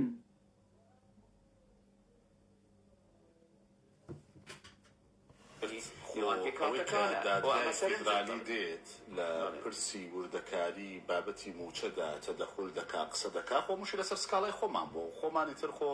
پارتی نەبوو یەکێتی بۆ یەکێتی نەبوو نەوەی نوێ بۆ نەوەی نوێ نەبوو کۆمەڵی مامۆستای ناڕازی بوون یەکگرتو یعنی هەموو ئەوانەی کە سکاڵایان کردووە لەبەرەوەی لێرە دەرفەت و دەرچەیەک نەبوو بۆ گفتوگۆ بۆ عیلاج وەکو دەڵێ خۆمان هۆکار نین حەقیش نییە بڵێم خۆمان حکوومەت بە دیاری کراوی دوو پارتی دەسەڵاتدار هۆکار نین بۆ ئەوەی کە گەیشتین بە ئێستا زين شيء بتأكيد هو كاري نبروي أجر هاتو بيكاتل ليرة هبا توافق ليرة هبا إما بيسمان ببغداد نبوه مواقعك يعني هم من خوازياري أو واقعنين كرويدا بويا تمنى ما عندك توافق هبا بيكاتل هبا نبابا وين التوافق تان هزن بيكاتل ويزي أي مخو ما يخرق اختلافات وإما يكناقدين وإما تفرق مان هسو قسكي شرف خانة بدليسي بيريت الدين نا قاحب باوك ئێوە مەئموریەتان هەز ئێژێ نیشانەی ڕۆژ لە بنە ڕۆژ دیارە. من ئەها گەرەکمە دەسەڵاتە کوردی بگەڕێنمەوە بۆ کورد من دەقاودەق وەکو حکوومەت هەڵس و کەوت لەگەڵ ئێوە ئەکەم لە پێگەی حکوومەت هەڵس و کەوتان تەکاکەم وە زوانە حکوومەت تەکتان و قسە ئەکەم وە هێز تەکتان و قسە ئەکەم هەرچی پلان و خوتەکانتانە باتڵ یەکەم لە هەرچی جێگا هەست حزورم هەست بۆ چون من خەریکم دەسەڵاتە خەڵک ئەگەڕێنمەوە بۆم مهم نییە بۆ مهم نییە فلانە کەس چییە چۆن وگە بە چه سوورەتێک وگە دیت لەسەر ماجرایە مەقاشە قێزەونێکی دەستی خۆتان بەناو قێخا عوزەیری لەسەر لاهور شێخ جەنگی نەمهێشت لاهور بکوژن بازیەکە تەواوکەن بێژن فرە قارەمانین و خواهەڵی نابێ و کشتی بتۆقێ لێمان من وتم ڕۆڵە تۆ بەو خورمایە خواردتە من بە چنچکەکەی بازیم کردە بزانم من ئەزانم ئێوە کۆمەڵێ مشاورتان هەست ئەزانم مشتێ حیزە ئەم وڵاتانە بە دولار تێن مشاورە بە ئێوەدەن تاکتیکە باڤڵ چ بوو باڤڵ تاکتیکی ئەمە بوو تۆقاندن بەسەر خەڵکە و زاڵکە بڕیارەکانت بوێرانە و لە پڕێکە ئەنجام بە خەڵک گشتیە تۆخێ ئەمە تاکتیکەکەی بوو بەم شایعە دەسی پێکرد جەلال تاڵەبانیەژێ من کەرێکم هەست و کوڕێکم هەست دای لە مەڵا فڵانە کەس کوشتی باڤڵ شێتە کۆکاین لێدا یعنی ئاقلانە بیر ناکاتەوە وەسە کاورای مەسێ شیرێ بەی بەدەسیوە شمشێرێ بەی بەدەسیوە سەرخۆشێ لە پڕێکا شەو ئەخەفتی سوحای وە بارەگای عوزەیری تەقیاوە ئەمە خەریکە جسارەت و تەحەور لە ئینسانێ نیشانەدا ما بەقیە بترسن دیتە من هاتەوتم دانیشە بافڵە خوێڕی حیزە حیزنەکەی کوڕگەواد وە ناوی قانون قسەنەکەی تۆ خۆت یەکەم تەروریستی ئێوە وەختی ئەمانتانە نییە بعد چیەکەن بدە و بدە و ئەڕۆن فەرشە قرمزتێنن ڕۆڵە ئەو کۆنفرانسە ئەمنیەتیە لە ئاڵمانە تۆ بۆی چووگی دەڵە جندەیەکی ئێرانی جندەی سیغەیی مەجلس بەناوەکێ بەناوە معسومەی قومی کولاه خۆی گۆڕیگە بە مەسیحە عالی نژاد دعوت کریاگە تیاوگە دەڵە جندەیەکی سیغەیی مەجلسە ئێران دەهاتیەک بێفەڕێکی هێرانی بەناو معسومەیە قومی کولاه مەسیحە عالی نژاد فرە مهمە چووگیتە کۆنفرانسە ئەمنیەتیە مونیخ بابا ئەم شتانە بوو ئێوە گەورەس ئۆتۆبوسە دوو تەبەقە و هەورەبانەکەی حەسیب ساڵح و زرافە و فیل و ئەمە قسەی زلزلکردنە لایەوە حاڵیت بوو ئەمە گشتی بنی بۆشە وەکو ماجەراکەی کەرکووکتانە قەحبە باوک ئێوە لە کەرکووکە هەڵتان خستۆ و داتان خستۆ خەڵکتانە هاورد ئەو قامێکی ئەدڕی بە خوێن ئەیوت من کوردستانم و بەبەختانە هاورد پاسە عێراقیەکەی ئەدڕی وای خەڵکە کورد چ قارەمانە لە ئەقلیم و کوردستانە هەر ژن و ئاوایە کردە و ئاوایە کردە و هەڵەپەڕی من وتم دانیشە حیزە حیزمەکە پرسە سەربەخۆییە کورد چنکێنێت و فاسدیکەی دانیشە کوڕە قاحبە سەربەخۆی ئەواوە دەست نایە سەربەخۆی تەئاتر و نەمایش و کارنەڤاڵ نییە ئیرادەی مردمێکی گەرەکە لە پشتیە 3 هەفتەی پێ نەچوو 3 هەفتە وەکو جندە کێشاتانە دوا لە هەچیشتە سڕی ئەکەین و گومان خوارد و وەی براڕۆ و کورد پەلاماری دریاگە و وەی کورد چ بێ کەسە و ئیسرائیل نەهاتە فریامان و ئێران خیانەتی پێمان کرد و کەرکووکیشتان تەحویلدا تێخۆ من هەر ڕۆژە ئەوەڵ نووسام کەرکووکفت تۆ ئەم نەمایشانە بۆ کێکە ئەمە گشتی بنی بۆشە حکوومەتە حیزەکەتان دوای 33 ساڵ ئامە وەزعق نییە تێخۆ لە ڕۆژە ئەوەڵ دیار بوویەوە چکارن خۆیان هەبا پێویستیان بە بەغدا نەبا بەڵام کە نەکرا ئیدی بەڵام مانای وان نییە بەغداش بچی بە لە ڕووی سیاسیەوە بڕیار بداتن مەسەن ئەمەیە کێشەکە کە دادگایەکە قانون و دەستور و ئەی بەغدا لە ڕووی چی بڕیار بە سیاسی بڕیار نەدا چ بڕیارێکەدا بڕیارە ڕیاضە ئەدا بڕیار وەرزشی نەکونە بڕیارە زراعی ئەدا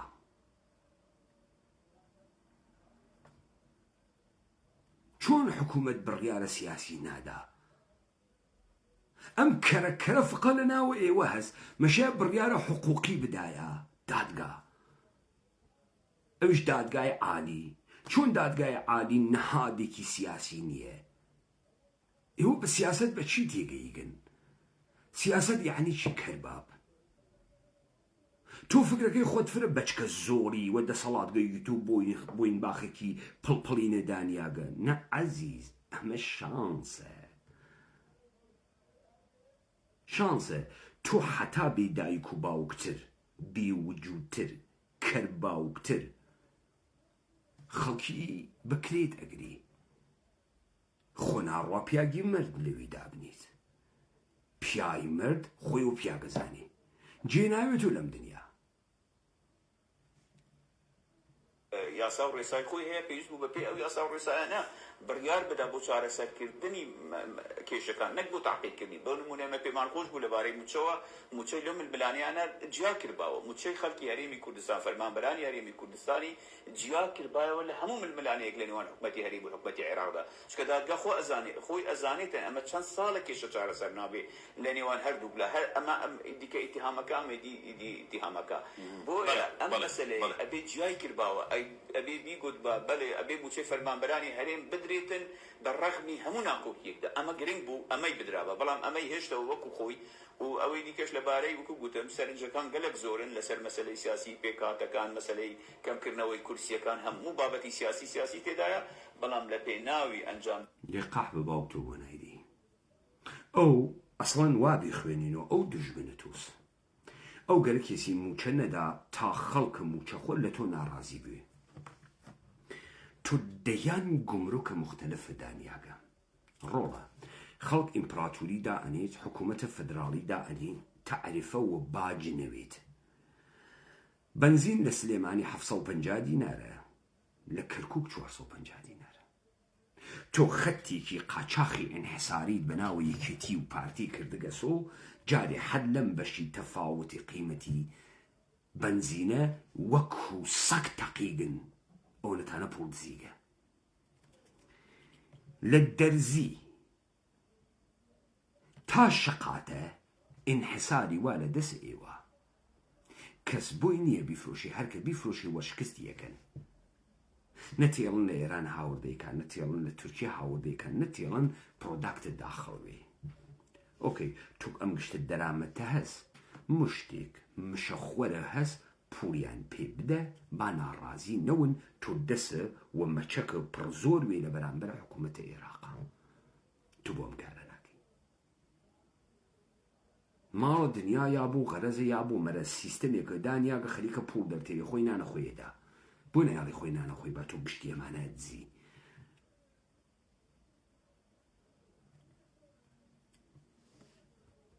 جاندانی هەڵبژاردن و سەرپەرشتیکردنی هەڵبژاردن لەلایەن کۆمیسیۆنی باڵای عێراقەوە تەبیعی ئەم بڕیارانە وەکو خۆی جێبەجێ ئەکرێن لە هەرێم باشە بابەتێکەیە دەمە بزانم پارتی بە هەندۆری دەگرێ مەسلەی پێکاتەکان ئەگەر بابەتێکی نادەستوریە چونکە کورسی پێکاتەکان لە پەرلەمانی عێراقی شەیە دەیکاتە سکاڵا وەکو دەڵێ بۆ هێرشی پێچەوانە دواتر گفتوگۆیەوە دەکەین کاکەمال جۆ لە قسەکانی کات فەرحان بوو یانی پێشتریژە و پرسیارم کرد کە ئەم هەڵبژاردن نابێ بە دەرچەیەک بۆ چاکردنەوەی هەندێک لەو گرفتانی ئینسانە ئەزانی کارزان سواز بۆ کاک فەرحان هەندێک شتی باشی باس کرد من پێم وابێ خراپترین لێکدانەوەی کورد لەناو ئەم هەڵکێشە سیاسی ئەوەیە کە ئێمە عێراق وڵاتێکی یاسایی و دەستوری بزانین وەڵا فرەکەری قاح بە باوگەیەوە خۆتان ئەتانوت کوردبازیمان لە دەستوری عێراق و سۆگەر بووگە خۆمە قسەی من نەبوو قسەی خۆتان بوو ئەمان و گەورەترین دەستاوەرتان چییە ئەتانوت ئێمە لە دەستوری عێراقیا هەینەمان و قاح بە باوک هەر وەختی حاکمیەتی زەعیف بێت تۆ پەیمانێکی پێ بنووسیت دەنگ ناکە حتا زەمانێ تەوازن هێز ئەشێوێت نمونونەکەی هەر لە عێراق خۆتان جەزائیر بە عەبدولسەلام عارف ئیمزا کردیا لە کاتە عەبدولسەلام عارفە سەدام حوسێن هاتە سەر دەور هاوردی ناوە تەلەڤیزیۆن دڕی پەلامار ئێرانیدا پرسیارە من ئەمەسە ئۆکەی تۆ چووی خۆتە خستە ناوە دەستوری عێراق دوای ئەوە چیت کرد کە ئەم تەوازونە هێزە نەشێوێت چیت کرد هیچ خەڵکە کوردپەروەرە دروست کرد نه بەچی تۆ خۆتە کردگەسە نوێنەرە کوردایەتی بە تایبەتی تۆی حیزە پارتی زاتە نییە لە زۆنە سەوز قسە بکەیت بەحسی کوردایەتی بکەژن و پارتی گەوە باوک تو بەچی بووی تۆ نێنەرە کوردایەتی بەچی یەک تەعریفە کورد بکە دوژمنە کورد کێس تو بەچی بووی بە دەمە قۆپانە پێکردن بە هەڵپەرکەکردن بە جامانەیە حیزە گەوادی کە ئیکەنە سەرتان بابا کورد لە تو لە تاریخی جامانەی نەکردگەسە سەر ئەم حیزە هەنە ئینگلیسیەکانە هاوردەکتانە کردەکتانە سەرتان بەچی کو ئەو تەوازونە هێستانە دەستور لەگرا وڵاتی دەستور نییە رازەکەی وڵاتە گەوادیە ڕازەکەی وڵاتە فرقە دروستکردن و عشیرەی ساختە دروستکردن و خاز بۆتان نەڕواتە بەرەو حیزبە ساختە دروستکردن و بۆتان نەڕواتە بەرەو باڵانسێ لە گەندەڵی خەریکی ڕاوڕوودکردن و قاچاقچیگەری بوو دنیا و فرۆشتنە خەدەمات و فرۆشتنە سامانە سروشتیەکان و خەریکی ئەوەنە بۆتان نەڕواتە بەرەو حتا فاسدتر مەجالە نەفەسکێشان و هەناسەکێشانە ئێوەی فاسد زیاترە ئێمە فکرەکەینە وڵاتی سەرگودی یاساس نا ئێمە فکر ناکەین ئێوە خۆتان ئەم خیاڵتانە ئەفرۆشتەوە ئیستا من پێتانێژم چۆن ئێوە قودرەتانەست ئەوە نییە برنارد لیڤی تێبوو لامان وەڵا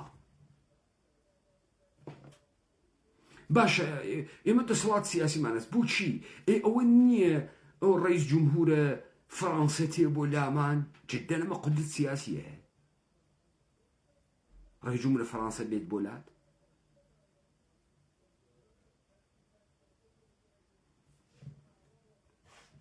خراپترین لێکدانەوەیە لەکوێ عێراق زەختی لێکردین نەڵین نادەستوریە لەکوێ پێویستمان پێ بڵین دەستور هەیە و یاسا هەیە ئەمە ناکرێ بانێک بێ و دوو هەوا بێ من پێم وابێت ئەوەی کە ئەمڕۆ تێکەوتووە عێراق جارێ لە شەرقی ئەوسەتا پرسی دەستوری یاسایی نییە مەسەڵەن بۆ نەکاتی خۆی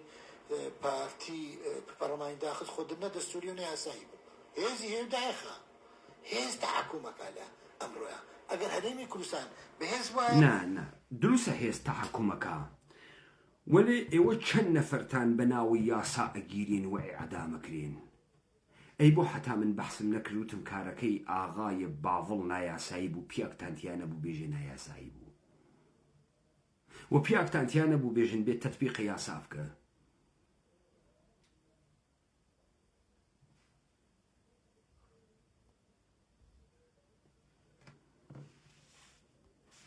دادگای فدرالی و بڕیاڵەی دەرناکرد حکوومەتی عێراق بڕیاری بیرۆ ناکردو کە ئەم جۆرە سزانە بەسەر هەرێمی کوردستان بە ئێمە زەعیف بووین کەوتونتە ناو شکستەوە ناو داوامەیەکی شکستین ئەوانیان تەعامل تۆ کەی قەوی بووگی قاح بە باوک کەی تۆ بەهێز بووگی ئێوە زەعیف بووگن کەوتن نە شکستە ڕۆڵازانی کێ زەعیف بوو نوری مالکی زەعیف بوو تەزویح فرۆشێکی کونی کەربەلا بوو نوری مالکی لە تەزویح فرۆشیە کەربەلا هاتە ئەقلیمە کوردستان دوو پاسداری چاو پێکەوت گەیە لای زاڵمای خەلیلزاد لای زاڵمای خەلیلزاد بۆ سەرۆکوەزیرانە عێراق بۆ ساحێوە حیزب بۆ ساحێوە ملیاردا دۆلار پوو هەر زیادەی کرد هەر زل بوو هەر بە قووەت بوو هەر بە قووەت بوو تو کەی بە قووەت بوویە کەی قووەتێکە بوو گەهێنە خۆتوگە کەی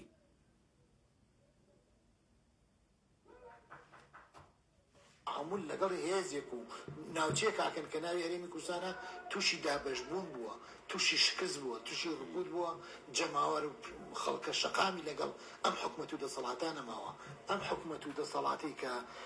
تووشە شکست بوو بێ شکست یعنی دروشمەکان پاشەکشیان لێکردەوە دروشمەکانە پارتیە گەواد و یەکێتی گەواد و یەکگرتووی حیز و کۆمەڵە بێشەرەف و نەوەی نوێی گەوادتان چییە دروشمەکانتان چییە کاکاگەریەوە دروشمەکانتان ئاو و کارەبا و نان و وەڵمە گۆشتە چاڵە چاوە گەوادە تەکوەتەکتان هەر کەسێکیشتان بۆ ئەمانە تۆپیگە گووە قەوری بۆ نان و کارەبا و ئاو ئەمانە تۆپیگە من احترامم هەست بۆ ئەو کەسەی مردگە لە ژێرە چمکە کووردا و بۆ سەروەری مردوێ بۆ ئەوەی ئێمە سەروەروین کوڕ گەواد ئێوە شەو ڕۆژ خەریکن خەڵک بەرەو گەوادی ئەوەن هەرپان یەکەنەوە ئەم خەڵکە گشتی فێری گەوادی کردیاگە یەکێک نامێنی وەکو پیاک قسە بکە ئەمە ئیسە تۆ وەزوانە سیاسی قسەکەی وەزوانە قانون و یاسا قسەکەی بەردەوام لە عەرزکردنی خۆیەتی لە پیشاندانی دنیا کە وڵاتێکی زۆر پێشکەوتووە و بەردەوام خەریکی بەستنی قات و ڕیبات و فەنتازیایە موچەی پێ نادرێت قات و ڕیبات بابا من خۆم هاوردم بۆتان ئێوە هەرەوە فێر بووگن جفتێک کەوش و وەڕنی بکەنە بەر و هەنێ قات و ڕباتە حیز و 50 دانە لەم کرۆزەر خەنە پشتە قمتان و وەسەرە فەرشە قرمز و بێنیانم های دەسەڵاتمان هەست وەختە خۆیشی دوو کوڕە خاستان لێ گیر بیوە کونە مشکنیەتیا هەڕاکەن گەوا باوک ئاخر کەسێ سیلیکۆنی دا لە دەم و چاوی 70 ساڵی و قژی بۆیە کرد و سوێڵی بۆیە کرد پیاگە دەیەوە کامتان سیۆڵ بۆیە ناکەن قژ بۆیە ناکەن کامتان بابەگیان کەسێک گەرێکی و زەریف وێ کەنیشکانە بنوێنێت تەکە واقعیەتە خۆیان کنار نەهات کوڕە پشتە ڕێگە نییە قاحبەی سەر خیابانە حاڵی بوو کەسێ سیلیکۆنا لە خۆی و خۆی پرۆتزەکە و چرت و لۆچ پاکە کاتەوە پیاگ نییە خۆ ڕۆڵگیان ئەوە ماڵە قارەمانێتی و بەربەرەکانی نییە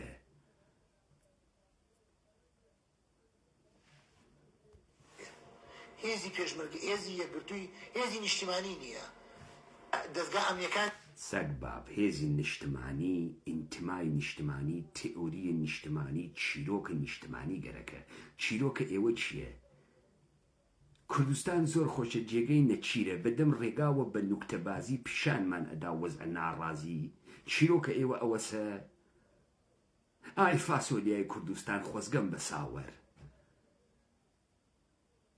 چیرۆکە ئێوە چی لە کوردایەتی ئەکانی یەکگرتوو نییە دەستکاری زانکۆکانە کرێت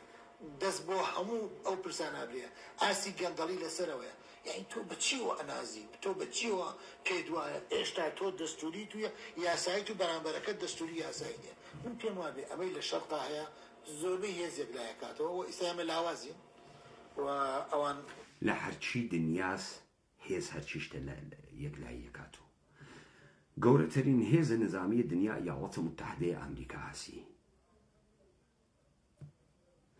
7 هێزی نەوەوی دنیا مەوجودە رووسیا ئەمریکا بریتانیا فەڕەنسا چین هەند پاکستان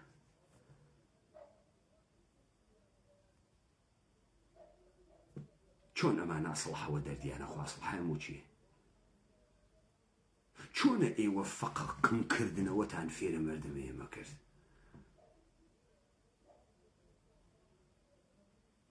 هێز یعنی چی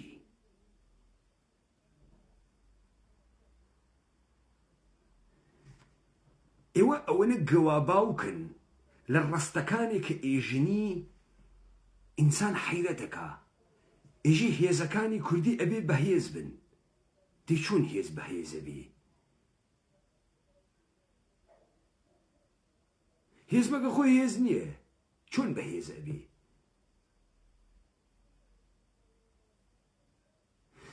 عزیز ئێوە چمکتان نییە چمک معنای بوێت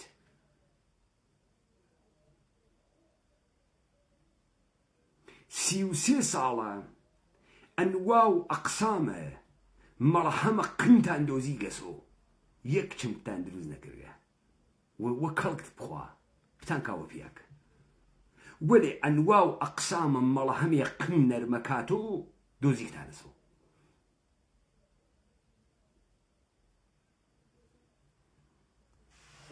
پیان خستۆ سەر ملمان حەقەدەوەیە بە ئاسانی پیخوان لا نابن یەک شتێکە کە زۆر گرنگە من باش پێم خۆشە بیرە يعني قليل كريال بۆ پێی خۆی لاوە ڕۆڵە گیان کابرا وا لە سامەڕا و بەسرا دانیشکە تماشا ئاکات تۆ خەریکی ئەدزی پوڵدار بووگی قسەی زلەکەی بۆ تۆ ئیستە ئەو پوڵە واوە دزیوە دەسە هاوڕگە سەگ باب ئەی دەیوە خەڵکی سلێمانی نایدەی پێشت وایە ئەگرا لە ئاسمان گۆڕیاگە فەقە بۆ تۆ فەقەینێ تۆس بۆ کاورای عێراقی فکرنەکە ئەمە خاکە ئەوە و تۆ حەقە نییە لێ بۆی تۆ ئەبێهێنە خۆی بێ بۆ تۆ بیر ناکەی تۆ لەوەی کە دەرزیە نەیەتە هەولێر کە باجەکەی بۆ تۆ نەبێ و کاسبیەکەی بۆ تۆ نەبێ بۆ ئەوە بیر نەکاتۆ سەرمایەداریەی تر تموحوا لە ئاسمانە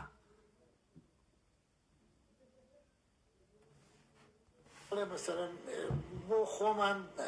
بۆ عێراقمان هێنانەوە بکایەوە باشە کاتی خۆی لە شەڕی ناوخۆیە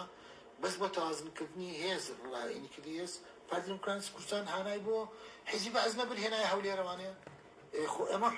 حکومەتی عێراق شەریکی لەگەڵیان سەر کۆمارەکەی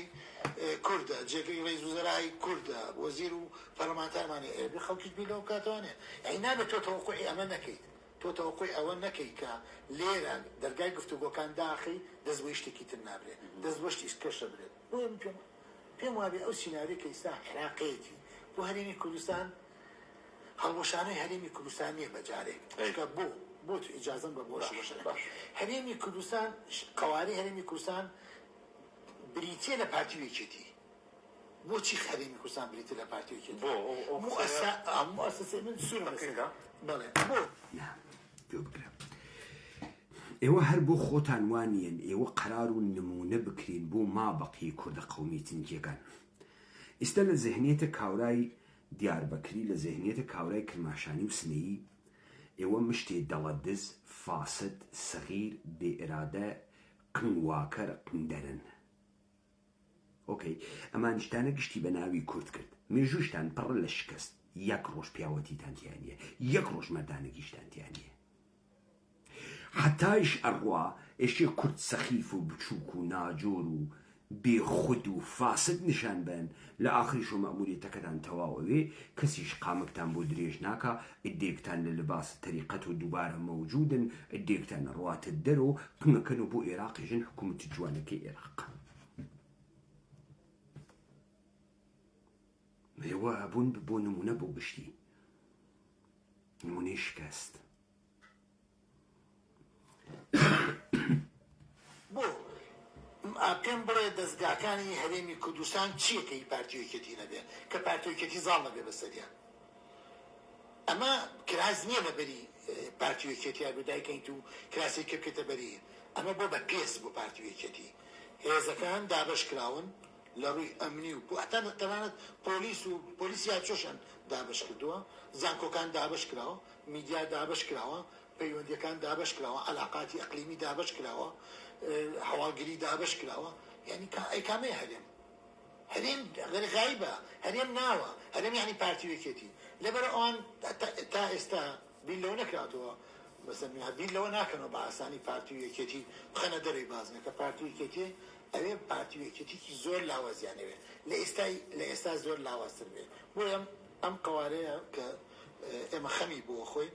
و بەداخەوە پارتیوێکێتی وان لێ کردووە پارتیوێکێتی کەی بە قووەت بووگن ڕۆڵگیان زۆر لاوە زێیانوی پارتیوێکێتی تەمامە زۆرە قنیان تورکیە و ئێرانوگە وەکو پەکەکە و کۆگڵۆ نۆگرات ئێوە کەی قووەتان وەگە بەچی بەکام مەتنتان هەزیەوە چینەوە کۆمونیستن مارکسیستن چینەوە ئێوە جەهادین چینەوە شێوە شەڕکەرانە مەسیحین چین ئێوە بەهێزبێ کامە بەهێزبێ منتەقەیەکیان خسکەسە بەرە دەستانوتیانە لەم خەڵکە کارمەند وەربگرن ئێوەش ئێعلام تا کردگە کێ برسیەسی بێت و پێشمەرگەی یەکێتی پێشمەرگەی پارتی 15 ڕۆژ لە ماڵ دانیشی 15 ڕۆژ بێت و پێشمەرگەی یەکەکانە 8 پێشمەرگەی یەکەکانە 7 تو خۆتە گر کەسە دەستگا خوێڕی یەکێتی چ بوویەکە پارتی چ بوویەکە چین یاندەی تعریفیان گەرەوە چین ئەمانە چین کەی قووەتیان بووگە کەی بەرەی کۆمەڵایەتیان بووگە کەی بووگیانە کەی بە بەرەی کۆمەڵایەتی و بە قووەت خۆیان دەسەڵاتێکیان دروست کردگە کەی بابە خوێڕیەوە ئاشبەتاڵتان کردو لە عەزیمیە و لە سەقس قنتان خستووە پاڵۆ تابزانی کارێکی تر نییە مەوجود نییە ئەو شەڕانیشە وا کردگتانە گشتی بە دەستورە قەرارگای ڕەمەزان کردیا گوت ئەخوارد نەیکەی نەت کردایە پوڵی پێ نێدا کە یەکسان بێ بە حیزب آخر سیناریان ئەوەی کە من بیستومە ئەوەی کە زانیاری ئەوەیە کە ئەوانیانە بەس سەرۆکی هەرێمی هەبێ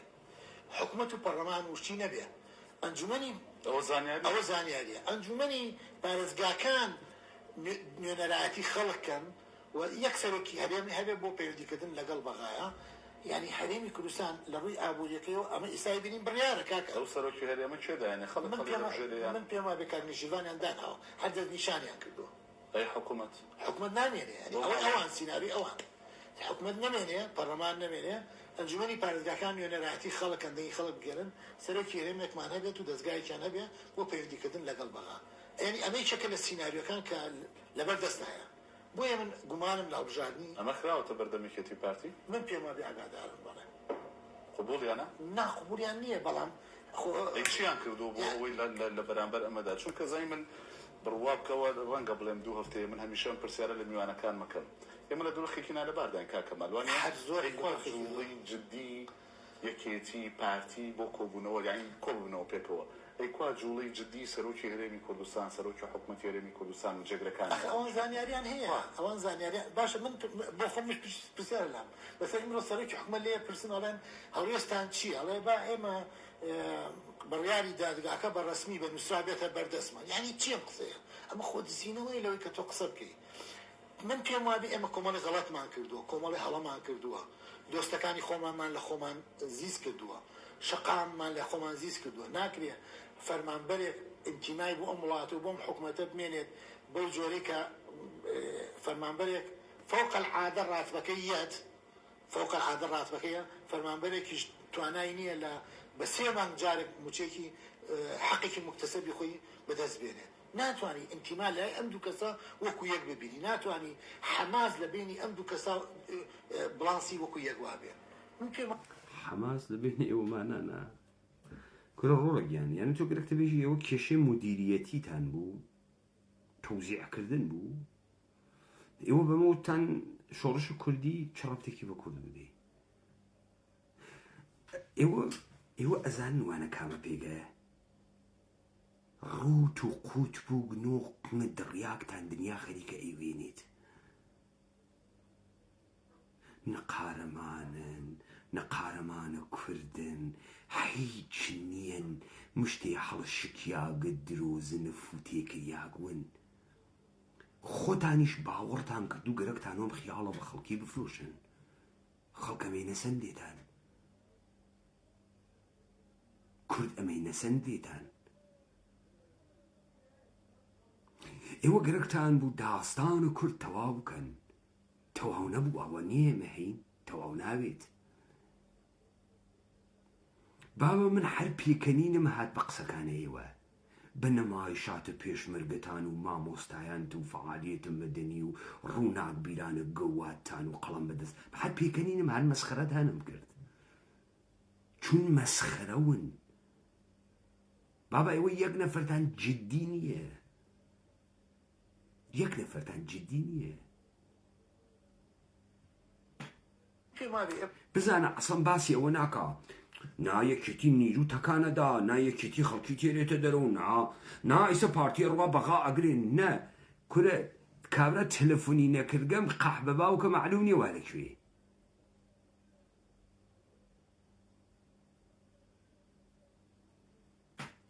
ئێمە غەڵەتی گەورەمان کردووە پارتی وێکێتی بەرپرسیارن لەم دۆخێکی سەهاتوتە پێشەوە ناکرێ پارتی وێکێتی خوانی لێ قوتارکەن و دیارە هێزەکانی ئۆپۆزیسیۆن ژانەی کە بەشدار بوون لە حکوومەتە هەموو ئەوانش بە جۆرێک لە جۆرەکان بەشدارن و سامیان هەیە چونکە ئێمە مشکلەمان هەردەسەڵات نیە مشکلەمان ئۆپۆزیسیۆنیشە چون ئەگەر ئۆپۆزیسیۆنێکی بەهێزمان هەبوایە دەسەڵات نەیەتوانی بەم شێوەیە لە خلالی 32 ساڵە نابیستێت 32 ساڵە بۆ ئاڕازی هەڕوە لەکوێی دنیا بۆ حکومڕانی بە عەقڵی دیوەخان بەڕێوە بچێت لەکوێ بووە حکومڕانی وڵات بە عینادی سیاسی و بە ملکێوەدان و هین بێ ناشکرێت تۆ خۆت هیچی نەبێ هەر چاوەڕێکەی ئەمەریکا لەکوێی دنیا بە عەقڵ دیوەخان ئەچێتە ڕێوە دیوەخانەکانە ئێوە قاحبەخانە دیوەخانی ڕۆڵە گیان ئەم عەقڵە دیوەخانتانە لەکوێ هاورد عەقڵە دیوەخان چه شەکڵیە عەقڵە سیاسی چه شەکڵیە ئێوە وەرد و دەرسەتان هەنی قسەی حەلەق و بەلەقەکەن هیچ معنایەکی نییە خۆتان فرەوە ژیر ئەزانن دەورانە شانۆگەریشتان تەواو بوو تۆزێ حرمەت و ئابڕووتان بوو ئەویشتان نەما لە ناوە کووردا عەقڵ دیوەخان یعنی چی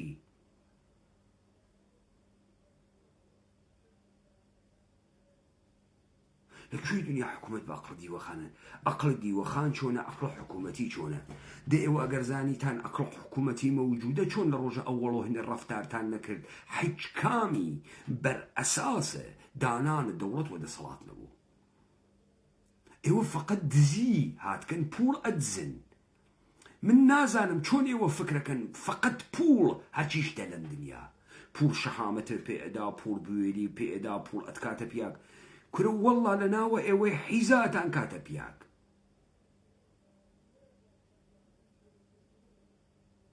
پوڵ ڕۆڵەی گەرەکە خەرجیکە تو دڵیشە نایە ملیاردێ لەم پوڵە خەرجکەی بەغاب شێوینی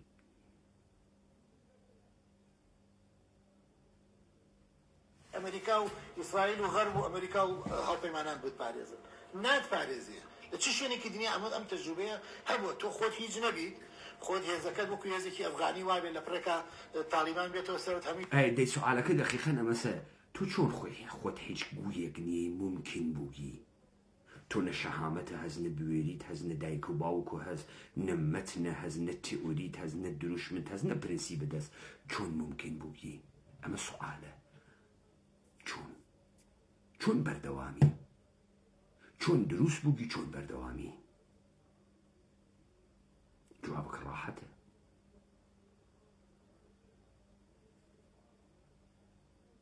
نظامە سەڵتە دروستانی کردە دەوڵەتە ئێران دروستانی کردە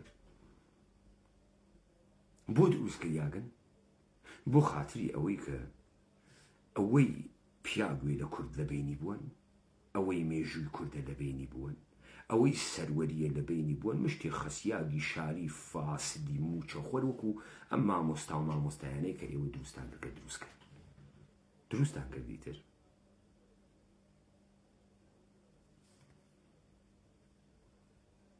هەمی تەسی بکەی ناتپارێزێ ئەویشت ئەو چاوەڕوانی لە تۆ نەماوە بۆیە من پێم وابێ ئەوەی کە خۆت وتت ئێمە لە خراپترین دۆخەین کورد لە خراپترین دۆخایە لەو کاتە خراپترین کە ئەو کاتە مەفرەزەی پێشمەگە بە شاخەوە بوو ئومێدێکە بوو چکە ئەو کاتە کاکفەرحەن باسی ساڵی 92 کرد ساڵی 92 کەم انتخاباتمان کرد هەموو خەڵک لەگەڵ انتخاباتە بوو خەڵک پشتیوانی هێزەکانی کرد و هەموو هاوپەیمانان پشتیوانی کوردیانە کرد ئێستا نەخەڵک لە 91 کە خەڵک ڕاپەڕی و دوو تانکە سەدام حوسێن و دوو هەلیکۆپتەر هاتنەوە خەڵک چوە سەر سنوورەکانە تورکیە و خەڵک سنوورەکانی ئێران زیاتر لە ملیۆنها نەفەر بۆ درۆکەی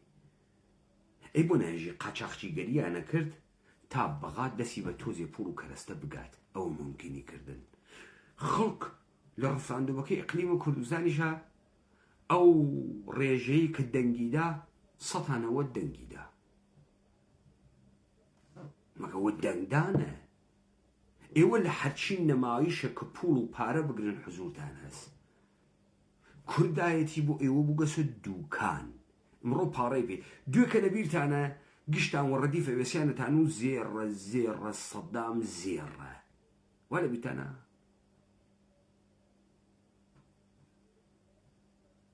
ئێمڕۆژی ئێژن کوردایەتی و خواهڵی نابووی و شەهیدەکانمان و ماجەرای خوا کوڕک و ماجەڵای دۆڵی فڵان و ئەمڕۆ گشتان خۆتان کە گۆ ساحیبی هەمانە بابا پڕۆن جێمی کەنگیانە خۆتان ئای بە پیاگێکتان تیان نییە فرعی بە پیاگێکتانتیان نییە.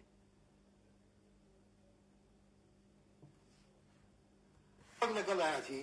نا هاوپەیمانانیش بەو شێوەتەوە لەسەر تا من دەرسێکی سیاسی پێ بم. من وامم موزەعی ڕادیکالیزم کوردیە، بڕیارم واضح، سریع، قاتع و دلێرانەس. تا تەکان بخۆی تەکان لە قناوەڕم. یەک تۆس شلیکەم بۆ دەوڵەتە ئێران و بۆ تۆ، یەک تۆس شلیکەم. ئەوەیشتان وا قەحبە بووگە دەمەکاتەوە ئەوێتۆ شێر. وەلی تا زەمانێکە قارەمانی وە منۆ ئەوێنێت، ڕادیکالیزم و منۆ ئەوێنێت زاتی نێبوو بخوا. سوال ئەمەسە ئێوە بوو هەرکە قسەکە قنی بۆکەنەوە، قنەکەنەوە بۆ ئێران، قنەکەنەوە بۆ هەشتە شابی، قنەکەنەوە بۆ سائیرون، قنەکەنەوە بۆ پەکەکە. بوو دنیا قنەکەنەوە. ئەمە دەرسە ئەووەڵە سیاسەتە.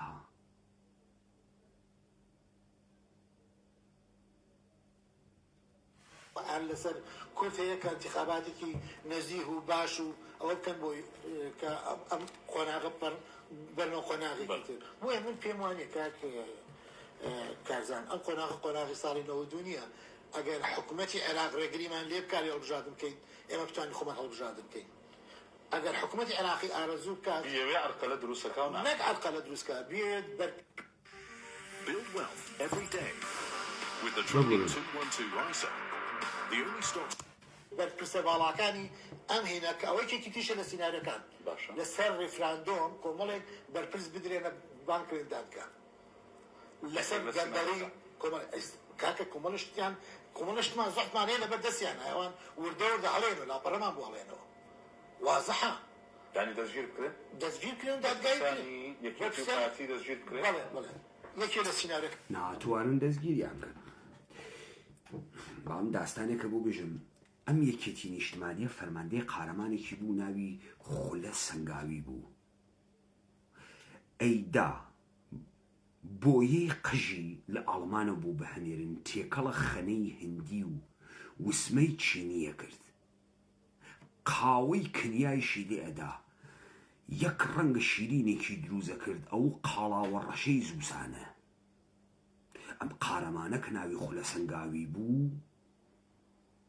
چاویان لێ زاق کرد و نەجەفی گرت. بڕۆ کۆی کەرە و بابا خوێڕی بڕۆ کۆی کەنۆ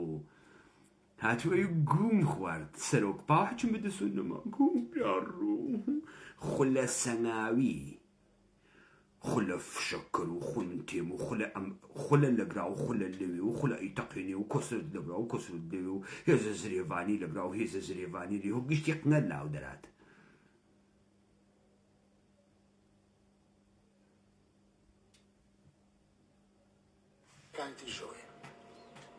کاک فەرحان بۆچی ئەو جوڵە سیاسیە جدیە نابینرێ؟ گوێت لێ بوو دوو سیناریۆی خستە ڕوو یەک لە یەک خەتەرتر بۆ کورد بۆ هەرێمی کوردستان بۆ جوڵی جدی نییە. ئەوە بەتەمان سەرۆکی هەرێممان هەبێ و ئەنجومەنی مەحافەزات هەندێک کارەباری کاو پەرلەمان و حکوومەت واز لێ دەهێن دەکا کەمەلوانێ باشە. گریمانەی دووهەم لەسەر گەندەڵی و بابەتی ڕیفراندۆم بەرپرسانی یەکێتی و پارتی بڕیاری دەستگیرکردنیان بۆ دەربکرێ ببرێنە بەردەم دادگا. زانی ئەوەی بڕیار بۆ خەڵک دەرەکە دەبێت خۆی زۆر خاوی تر بێ لە خەڵکی تر هەتا بڕیار بۆ کەسێک دەربکاتن کە لەسەر کێ گەندەڵە. جدی فەرحانە حیز جدی دەبێ خۆی فرەخۆڤێنتر بێتن. ئیستا یعنی تۆ مەسعودە خوێڕی و گاپیر و یەکگرتووی سەلاحەدین بەهادینە حیز و ئەو لەتیفە سەلەفی و باڤڵە گواد فرە خاوێنن بڕیار بۆ خەڵکی دەرەکەن واقعا یعنی لە ئاوە شەو پارێزەکەن بێژگە لە یاسای خەڵکی هەڵس و کەوت ناکەن. فکر و زکرتان خەیرە گشتیە چمکە کورد و عەزەمەتدانە بە کووردە چۆن تۆ خۆت جندەی دنیای بڕیاریش دەرەکەی. ئەم قسانەوە لە حەدت دەمەتووە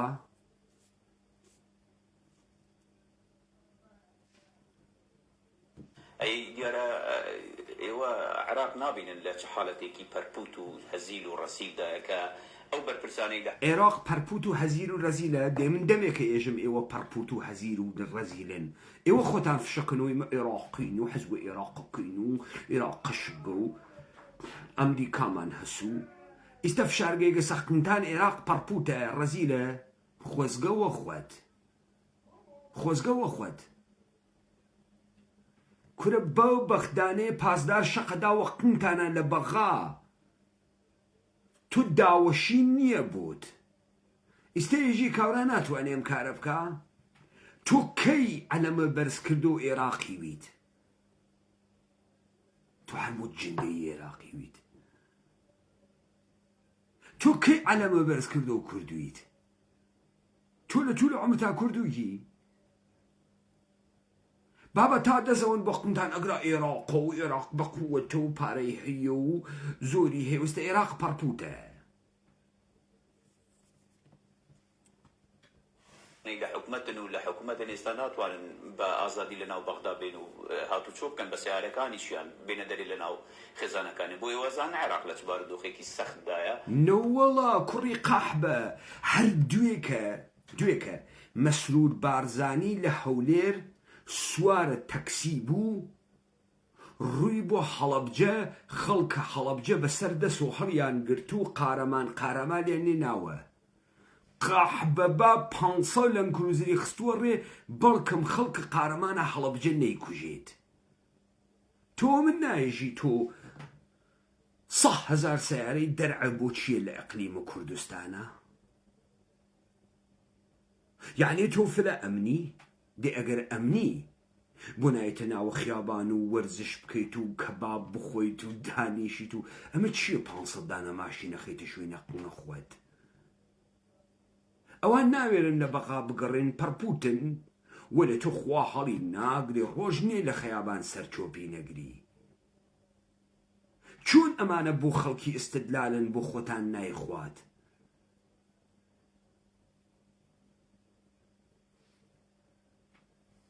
بۆ ئێوازانن یعنی ئەو 100,000 200,000 معاش لەم حکومەتەی سوودانیا ئەڕواتن بۆ ئەو گروپە چەکدارانەی کە بە شەو لە شەڕەکەن و بە ڕۆژ لە حکومەتن و بە جدەن قەحبە باو دەی چۆن عێراق ئەمریکا ئازادی کردگە 100,000 چەکدار شەو شەڕە ئەمریکا ئەکەن سوحا کارمەندە دەوڵەتە عێراقن ڕەفیقنتەکە ئەمریکا و ئەمریکا نازانێت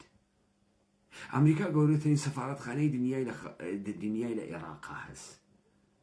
دەوڵەتە عێراقی دانیاگە ئێوەی ممکن کردگە دانە بەدانەی ئێوەی تەعلیم داگە تەمامە ئەم گروپانە بەشێکن لە وەزارەتە دفاع عێراقی سوالە ئێمەش ئەمەسە ئەمریکا دوژمنە ئێرانە یا دۆسە ئێرانە ئەم نمایشە دوژمنایەتی ئەمریکا بۆ ئەدەنێوە ئەو قسانە بۆ ئیستا ئەکەن ئەی بۆ مەسعودە حیزە ڕەهبەرە ئەم گوانە ناخوا و نایژیتیان چۆن ئەمریکا ئەمە تەحمولەکە ئەمانە فەحە تۆ ئەیزانیت ئەمریکا نایزانی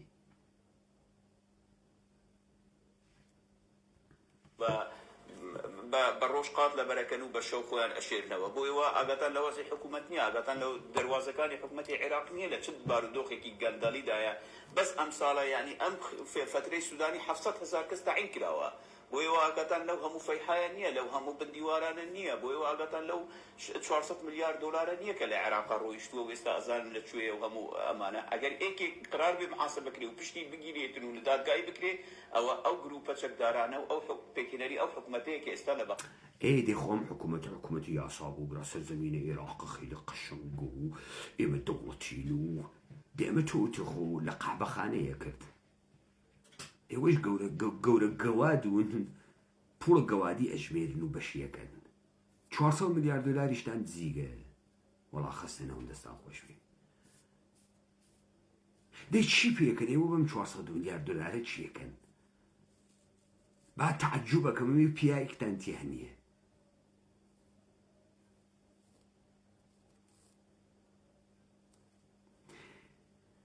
ئینسان پوڵی بێ شکۆی پێپەیاگە شکۆ مافیا کارە قاچاخە مەواد ئەکا دوای ئەمەی کە پوڵەکەی گەیی بە 200 میلیۆن دلار ئێژێ بڕۆین پوڵەکەمان بشۆرین و بیکەینە یاسایی. Let's we open some legitimate business بینێنێ کاسبی بکەین و یاسایی بێ بڕۆینە ناوە سیاست.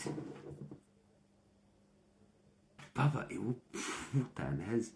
شکۆتان نییە قدرەتتان نییە ئەدەبیاتتان ئەدەبیاتە قونەریە یەک ڕۆڵەتان بەدەستۆ نییە ئامادەی گیان فدایی وێ بۆتان لەبەرەوەی بێ پرنسیبن بێ بەرودوان لەبەرەوەی بێ وەفان ئەمانە بە پوڵ ناسندرێتە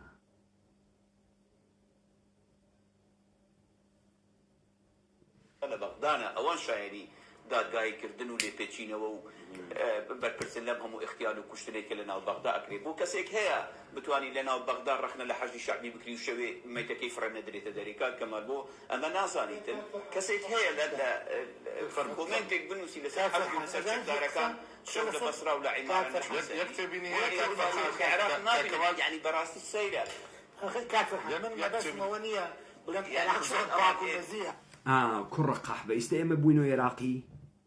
بابا ئێوە خۆتان پەرچەمە عێراقوا لە پشتانە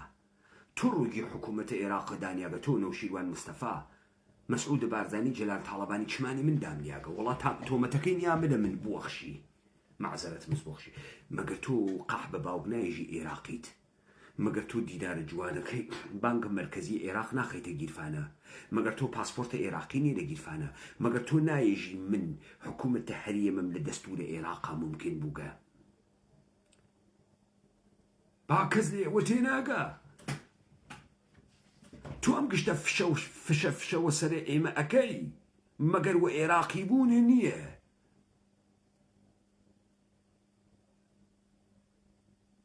وەڵای مە قەرزاریشیان بووین بۆخشن تخوا معزەرەتمانست بۆخشی عێراق واسە من تعجوبەکەمەوە چۆن دەم لە عێراق ئەدەن گشتان نۆکەرە دەوڵەتی ئێرانن وا لە بیرتانە لە دیبێتێ پێتانم وت ئەگەر عێراقی ئێرانی بکەن وەزەرەرتان تەواوەوێ ها چون گشتان قەحبەی من بکەنە ئێرانی بازی ئێران و عێراقی بکەن خاسمان پێتان کرد ئەگەر من بووم و ئێرانی تۆ بووی تۆ عێراقی ئێمە دوژمنین خوێنوا لە بینمانە خاسمان پێتان کرد ئێوەمان حەپەلوش کرد ئیسێشە بووبنەوە گەواد و جاکەش و قاچاقچی و پوڕشۆ لە ئێمە بابا ئێوە هیچ تێتانە کار ناکات چون شکۆتان نییە نێستان عێراقتان گاڵتەس کوردتان گاڵتەس مردمتان گاڵتەس هیچێکتان جدی نییە ئەوان ئەی محاسبەی ئێمە ئەکەن یعنی چۆنە بێ دەوڵەتی عێراق بەو هەموو گەندەلیەوە محاسبەی ئێمە بکاتن کاک فەرحان من مەبەستمەوە نیە عێراق لە ئێمە نەزیکتر پەس ئێوە عێراقێکتان گەرەک و گەندەڵ وێ محاسبەی ئێوە نەکا ئێوە لە عێراقی وا پیای دروستساویە بێتە سەری ئەترسن چون محاسبەتانەکە لذا بین هەمن پێبوت باڵانسە گەندەڵی ئێوە لە باڵانسە گەندەڵیە بە فرقەسازی بە تاقم مسلح سازی بە سەرۆک عەشیرەیە حیسازی ئێوە ئام سەرزەمینتانە وا پێکرد ئیترا پاکترا زۆر گەندەڵی هەیە زۆر فەساد هەیە بەڵام عێراق ساحیبی بڕیارە بۆ ئێمە دەرەکە ساحیبی بڕیارە ڕازەکە عێراق ساحیبە بڕیارە عێراق هەرەوەسە ئێوە پێژن شەرعیەتە نێودەوڵەتی شرعية نيودولتي يعني فروشتن النفط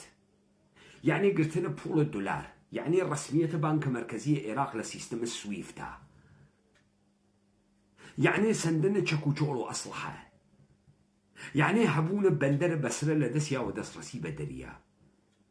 العراق يعني بندر عمو قصر عراق يعني اوي توفشو بسري وكر او ابي برين عراق دامزرين اما لتشواتشي وي دستورا نوي حجقو يقنيين ما قري وامتانا نهود شو نسي عراقي شينيه مەگەر ئێوە بە یاسای نێودەوڵەتی و کۆنفرانس برلین و ارتباطاتە تەکە مەجامع بینالمللیا قسە ناکەن. دە عێراق بە سوورەتە هەیکەلە دەوڵەت ملەتی لە ئومم المتحیدە مەشروعیەتە ئێوەس. ئێوە ئەگەر منسوبە بە عێراقنەوەن هیچ کەسێک کەرتان پێوە ناوەسێتەوە. و ئەگەر یاخی بوون لە دەوڵەتە عێراق تەمامە ئەم فشەی کە ئەیکەن ئێژن زۆرمان هەست، قدرەتە سیاسیمان هەست، مەکرۆن ئەمانوێنی مەکرۆنیتر ناتانێنی. ئەو جایتر ئێوە زۆرە سیاسیتان نییە. نێستان تۆ نەمایش تەواو.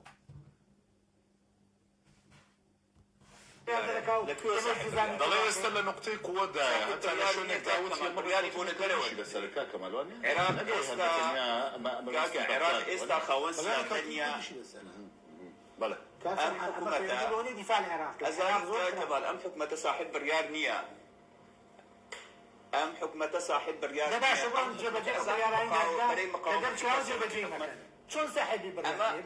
ئێمە پێ ئەڵێن ئەوە لە کوردستانە بە سەرۆکی حکومەتە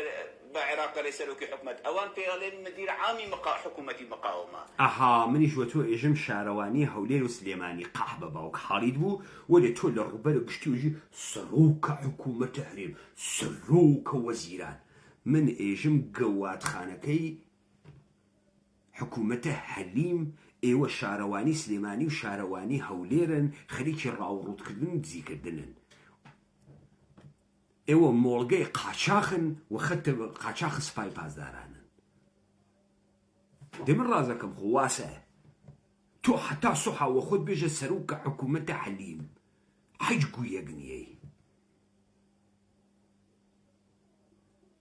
تو خۆتی ئیژی ئەمانە حکومەتە عێراق و ئیسا حکومەتە عێراق بچوو بۆ حکومەت نییە. عێراق سیادەیشی نییە. بابا ئێوە خۆتانەتان و سیادەی هەسوو عێراق زۆر مهمە و ئەمە سەرۆک وەزیران و ئیعتلافمان کردووە و پەرلەمانی هەسوو مؤسساتی هەسوو عێراق و پڕاڵە فدراڵ و ئیستا عێراق بۆ تڕۆ. بابا ئەم قسانە ئێمە نەمان کرد. ئێوە بۆ ئەوەی کە نیشان بن عەدەدێکن ڕەقەمێکن شتێکن ئەم گوانتانە ئەخوارد. خۆم مردمە حافزەی نییە وا لە بیرمانە گو خواردنەکەی شەوە ڕفراندۆمەکەتان. گو خواردنەکەی مەسعود ئەو جامانە حیزەکەم دا ئەنێمە ڕۆمە گەوادی دیدیتان وەکو قاح بە حچێکی نەوت و سڕیشی کردو. بابا ئێوە بەرودواتان نییە بەرودوا. مدیر عامی حکومەتی مقاومەیە لە بەغدا. ئەوە ئێمە ڕێزی لێ دەگرین لە کوردستان پێی دەڵێن سەرۆک وەزیران محەممەد شەیاع سوودانی سەرۆک. با من شتێ بێژم ئەگەر ئەم خەڵکی ئێمە کۆمەڵی خسڵەتی خراوی گرتگە خۆی مقەسر نییە وایان پێکردگە. وەختی تۆ شەو و ڕۆژ خەڵکە بە میدیا بۆمباران کرد وەختی نمونەی خراو و تێخست. ئەمە دقیقەن سوالەکە ئەمەسە تۆ لەکوێ ئەزانی پارتی یەکێتی کۆمەڵە و دموکرات و پەکەکە ساختەی دەسە ئێرانن لەوەی کە بەجێ ئەوەی کە ڕۆحی گەورەیی بە ئینسانە گەورەیە کوردی با ئینسانە کورد بچووکەکاتەوە. ئینسانە کورد فێری سخافەتەکە تا لە جیلێکە دوو جیلە لە ئێمە ئینسانگەلە گەورەیە ئازادە سەروەر مشتێ حیزە تەجاوز پێکریاگە تەعەدا قبول کرد دروستکە. خەڵک لە سکیدایکی وانیە وای پێکەن وای پێکەن.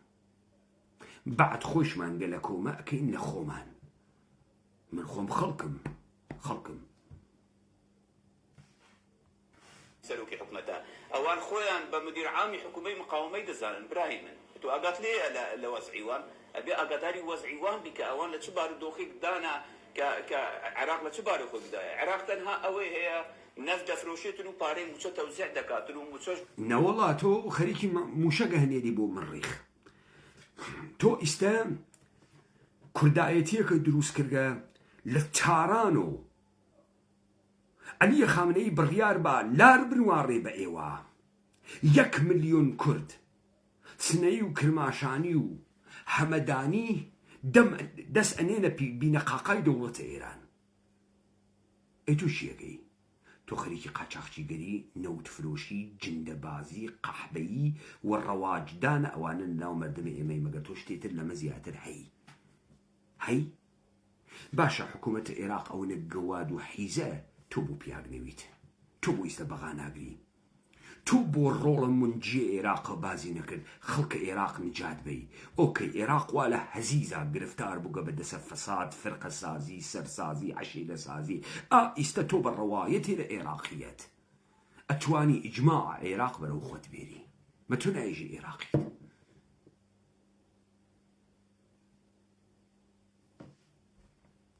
سۆش بۆ هەموو گروپ و بۆ هەموو چەکدارەکان دەڕوا بە ئەوانەی دژمنی حکومەتن بە ئەوانەی سیادەی عێراق پێشێ دەکەن بە ئەوانەی ڕۆژەی لە قووەتی ئەمریکا دەدەن ئەوانەی لە قووەتی تەحالف دەدەن و ڕۆژش لە حکومەتن بۆ ئێوە دەزانن حکومەتی عێراق لە چ بارودۆخێکدایە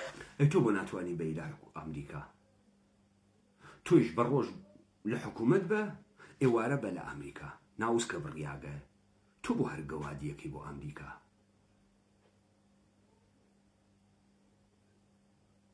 دێ ئەمە سابەتی ئەکا ئەمریکا قنی کردگەسەوە بۆ ئەوانەی وا تۆ ئیستەلاویانەوەی زاتی نییە حەجگویە بخوا تۆ بۆ ئەم ڕێگە تاقی ناکەیت تۆ بۆ هەر دزی و گەندەڵی و حیزیەکە فێر بووگی ئەی بۆ ئەمیانە فێر نەوگی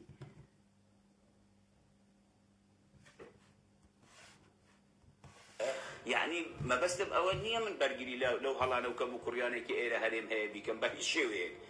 بەڵام بە هیچ شێوەیە قابلی بەراوردکردن باشە بەس کات فەرهاد من دەبێت وەڵامی ئەو پرسیارم دەستکەوێت هەرێم مقارنە بکەی بە بەغدا باشە بەڵام دڵنیام هاوڕایت لەوەی کە بارودۆخی کورد بارودۆخی هەرێمی کوردستان بارودۆخێکی خراپە بۆ جوڵی جدی ناسێکە ئاغا فەرحان با من تۆزێ کەرفامەکەم ئینسان وە قسەی ڕێکوپێک حاڵی ئەوێ ئێوەمانان کەرن و نەقیزە ئێشی حاڵیتانکەن بۆیە شیرفام تەکە کەرفامە فەرقەکە تۆ مناڵیش نییە من شیرفامەکەم تۆ ئەسەن نیێتە جەرگە ئینسانە کەری ئێشی و نەقیزە حاڵیکەم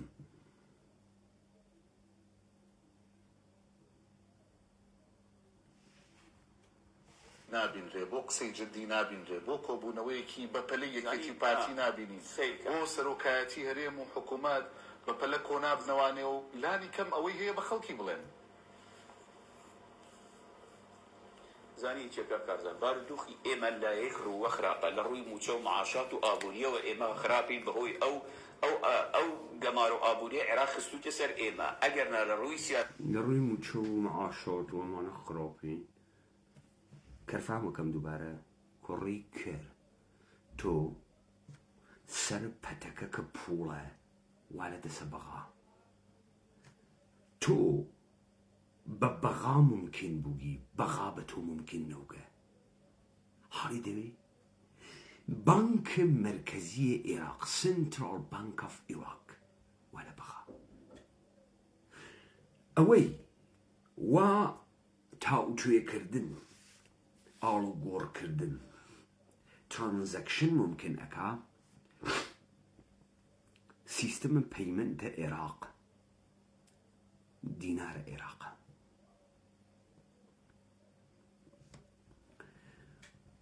وەسە لە ئەولەیەک بەس یەک نەفەر قەپانی بوێت مەیلە خۆیسی ئێژێ تەنێکە ئێژێ دەتەنە مەیلە خۆیسی چۆن تۆ بیرە لە سیادەی خۆت ئەکرد و پوڵێکە بۆ خۆ دروست نەکرد چۆن تو لەبارە ئابووری و داڕنیاگی چۆن تۆ خەتێکی گەورەی تجارەتی جیهانی دروست نەکرد چۆن تۆ خەت تەولیدە فرشتێکە لەو ئەقلیمەدانە نییە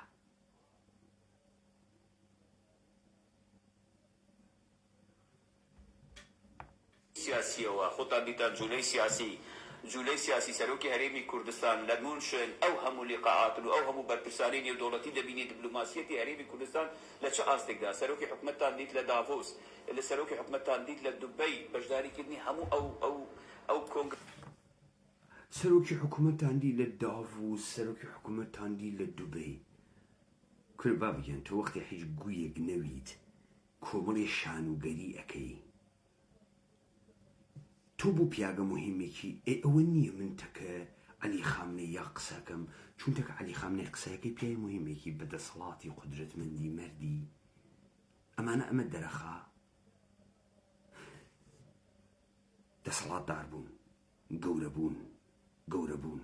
لە پێگەیەک کە تۆ هەست دەرەکەوێ ئیستە تۆ پێگەت موەسساتە جەهانیە قاح بە باب تۆ پێگەت لە موەسساتە عێراقی نییە چۆن پێگەت لە موەسساتە جەهانی هەست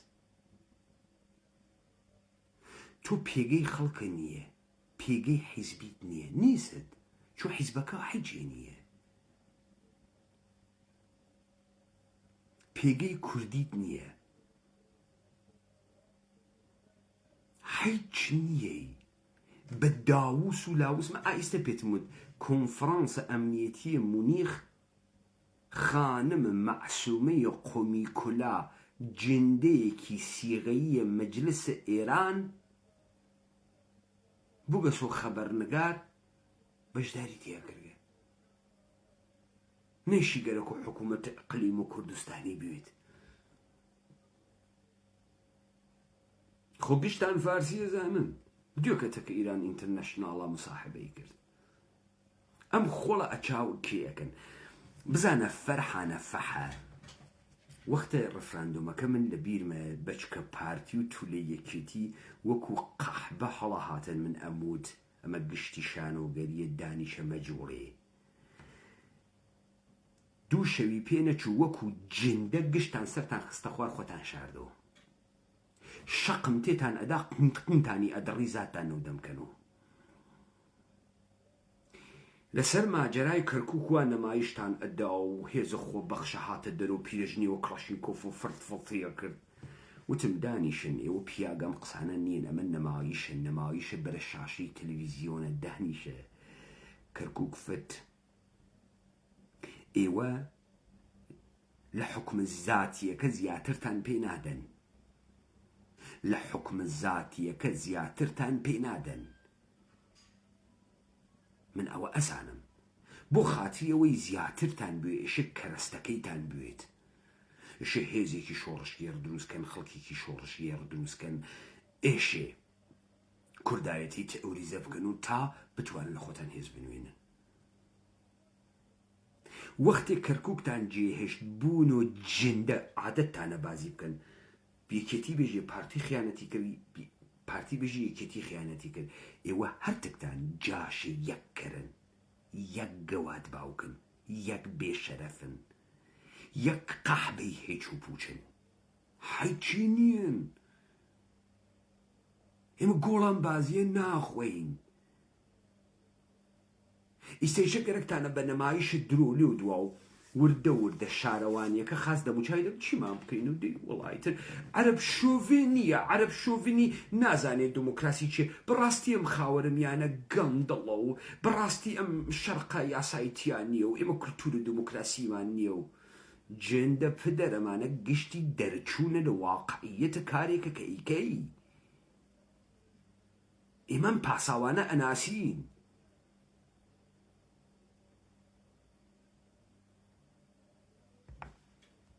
کۆنگرە گەورانە نێودەوڵەتیانی کە بەشداری دەکە سەرۆکی حکومەت و سەرۆکی هەرێم و جێگیرەکەی و بۆ ئەوانە بەزانە گەورە ئەکەن لە خەڵک كنا والله راضي كان فرحان انا حكومتي هذه صلاتي نيه عراق دولتها عراق كسناتو عليك شي وزير دروي امريكا ببيني والله قوت خوارد والله ميلم بيه هر کسی لە مقامات بریتانیا بوێنم ئەیوێنم ميلم بيه بڕۆمە مەجلسە عەوام ئەڕۆم ميلم بيه دیدار هەر نەمایەدێ بکەم داوای نامەیەکەکەم ڕۆم ئەیوێنم بۆ چییە مەسەڵەن ڕێیس وەزیر ئومور خارجی ئیاڵەتی متحدەی ئەمریکا چۆن مۆجاهیدینە خەڵق $50,000 ئەدا مایک پۆمپێۆ وەکو جێندە تەقلە لێدا سخنڕانیشی بۆکە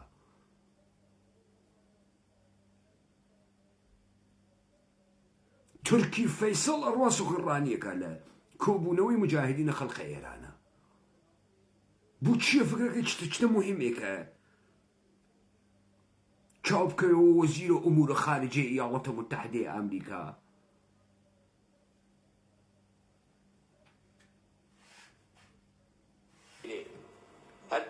هەر کەس ناتوانێت وەزیری دەرەوەی ئەمریکا ببینێ، هەر کەس ناتوانێت ئەو هەموو لە مەحافلی دەوری لە ڕووی سیاسیەوە لقاءاتی هەبی پشتگیری هەبی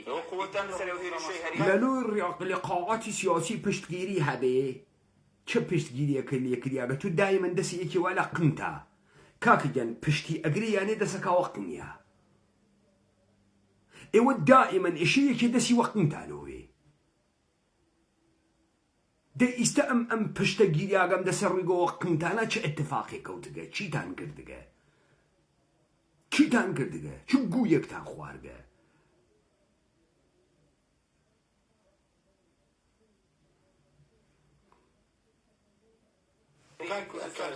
من تمنامك هريم أنا بقول پشتێکی هەرێمی کوردستان کاک فەرحان دەموڵات ئەم ڕۆژانە کاک کەمال ئەم ڕۆژانە پەنتاگۆن بە ڕەسمی عەقدی لەگەڵ وەزارەتی پێشمەرگەدا ئەی تف لە خۆت و وەزارەتە پێشمەرگە ئەی تف لە شەرەفە نەداشتت هەی بێ شەرەفە گەواد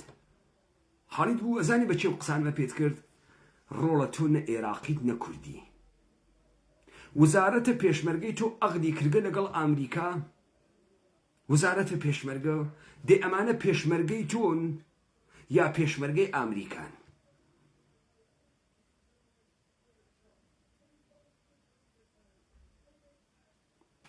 ئیستا ئەمریکا پێشمەرگەکانە بۆ ئەگێت ئەمە چ فەخر و شانازێکی واتیە چ فەخر و شانازێکی واتیە بابا منە کورد ئێوە وە حیز ئەزانم هێزە پێشمەرگەت وە گەواترین عناسورە ناوە ئەم جامعە ئەزانم با پنتاگۆن تا بەیانی گونی بکاوە ماتەحتانە چی لێ دێدە دەرەوە قەح بەباب من نایژم ئێوە سەرە قسەتان و بنە قسەتان ئەمەسە یەکێ دەسی وا لە قنتانە ئێوە چۆن پیاگە مهمێکن ئێوە نا ئەمریکا سواری قمەوێ تۆ چۆن ئینسانە گەورەیەکی ئەوە نییە ئێران بەلامە و چاوم لێ قەتێنێ واتە ژوور و ئەی ئەمە مهم بوونە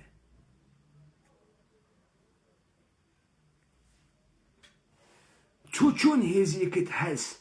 هێزەکەت وابەستەس بە هێزێکی بیانی چۆن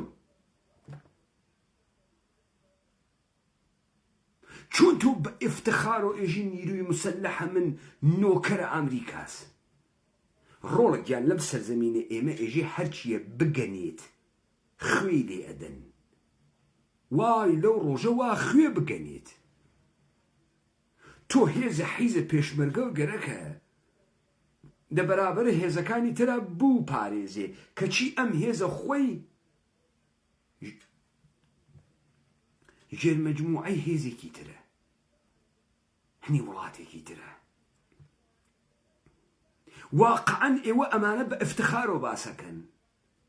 باوەڕ کە ئەمە بوو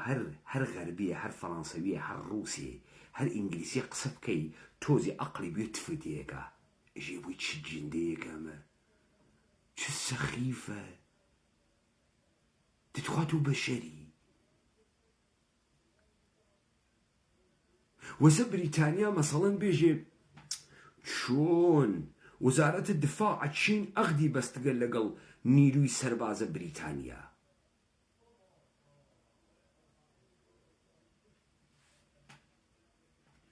پێشمەرگە بەستووە یعنی پەنتاگۆن و وەزارەتی پێشمەرگەی هەرێمی کوردستان عەقد و بۆ ئەمانەوە قووەت نابینن یعنی ئەو پشتگیریە سیاسیە لە دەرەوە کاک فەرحان دەموڵات کاک فەرحان ئێمە لە ئابووری بڵێ وەزعمان خراپە هەرچەند کاتم زۆر کەمە بەڵام هەوڵەدەم بێ مۆلات با ئەو سەرنجە لە کاک وا لە بیرتا فەرحانە جندە وەختە ڕێفراندۆمەکەتان و فڕۆکەی ئیسرائیلی بەسەر کوردستانەوە ئەسووڕێ بنەماڵی بارزانی کشتیان یەهودی و ئیسرائیلین ئیسرائیل ئەفساناوی ترین جێشە دنیا وەکو جندە لە کەرکووک دەرچوون وا لە بیرتا وا لە بیرتا سپای پاسداران فیلمێکی دروست کردگە مەسعودە خوێڕی خەریکە ئەگریت حاج قاسم تێوە دەمیوە زاتتان نەو بێژنەم فیلمە دروست جورئەتتان نەکرد تا حەل لەسەر ڕەش و 2 نەفەریان بە هەناردەیە ئێوە بگێن ورد و درستان بگێن بە نێر و بە مێتانەوە 2 نەفەر پازداریانە هەنارد ورد و درسە ئێوە یەکا بەڕۆجەمی کە تف لە شکر و خۆت و تف لە مێژوت و تف لە کوردایەتیت و تف لە شەرەفە نەداشتەتان کەمال وەربگرم بۆ ئەمە فهم پێ قووەت نییە بۆ ئەوەی کە لەگەڵ پنتاگۆن ئاگری کردەوە یانی من جارێ پێم خۆشە وایحان نمخاتار ئەو سەنگەر و من دیفاع لە عێراق کەم لە دژی هەرێم من پێم وا بێ بەرپرسانی هەرێمیان وا لاوەز کردووە جاران کە حکومەت تشکیل لەکرای عێراق ئاهاتنە سەری ڕەژ ئاتنە لای مام جەلال ئەبوایە ڕۆڵمان هەبووە لە تشکیلکردنی حکومەتی عێراقا ئێستا ئێمە خراینتە دەرەوەی بازنەکە من پێم وانیە ئەوەی کاک فەرحان ئەڵێت قەنەخۆشی قەنەعەتی پێ بێ پێیوا بێ عێراق لاوازە عێراق مادام گەندەڵیتیایە مادام فەسادیتیایە توانای بڕیاردانی نییە هەر ئێمڕۆ دوێنێ بڕیاریان دەرکردووە ئێمە مولزەمین کە جێبەجێکەین ئەی زۆر خەتەرترین بڕیاریان لەسەر ئێمە دەرکردووە کاکە هاتۆ دەستکاری ژمارەی کورسی پەرلەمانی تۆیان کردووە تۆ ناتوانی بڵێی 101 ئەو سەی بۆ داناوی بۆی کردووی بە 4 بازنە دیاری کردووە لە هەر شارەی چەند کەس و چەند نوێنەر ئەچێت بەشدارێکە تۆ ناتوانی بڵێی نا کۆمیسیۆنەکە بۆ بەسەر بە عێراق پارەکەی بەسۆتەوە بە عێراقوانی ئەی تۆ قووەتی تۆ لەکوایە تۆ چۆن تۆ ڕەتی بێتەوە من قووەتی ئەمانەوە لە قنیان تا ئەگرا هەوردنی ئێوە ماجرای ئەقلیمە کوردستانتان دی 3 ساڵە پێش منوتم حکوومەتە هەرێمە کوردستان تووشە مەرگە سیاسی بوو یعنی ئەمانە نە کورد بوون نەهێزە کوردی بوون نەمێژووی شۆڕشیان بوو حەچێنەوەن مشتی گەوادە کرایەیە دەوڵەتانە منتەقە بوون بەڵام ئیدعایانە کرد لە ناوە دەستورە عێراقیە فدرالیزمیان بۆ چەسپیاگە خوانای گۆڕێت 3 ساڵە پێش من هاتم وتم حکوومەتە هەرێمە کوردستان فت ئەوەی ئەمان پێژن یاسا فت هەر لە ڕۆژی ئەوەڵیش و هاتوون دەرچن چی بوون ئەبوون بە تاڵتەرین ئەزمون لە مێشکم من ئەگەر ئاخێزینەوەیە ئەقڵمە نەوایە ئیستە دانیشتم دەسە سڕێکمە گرت و دەس و ئەگریام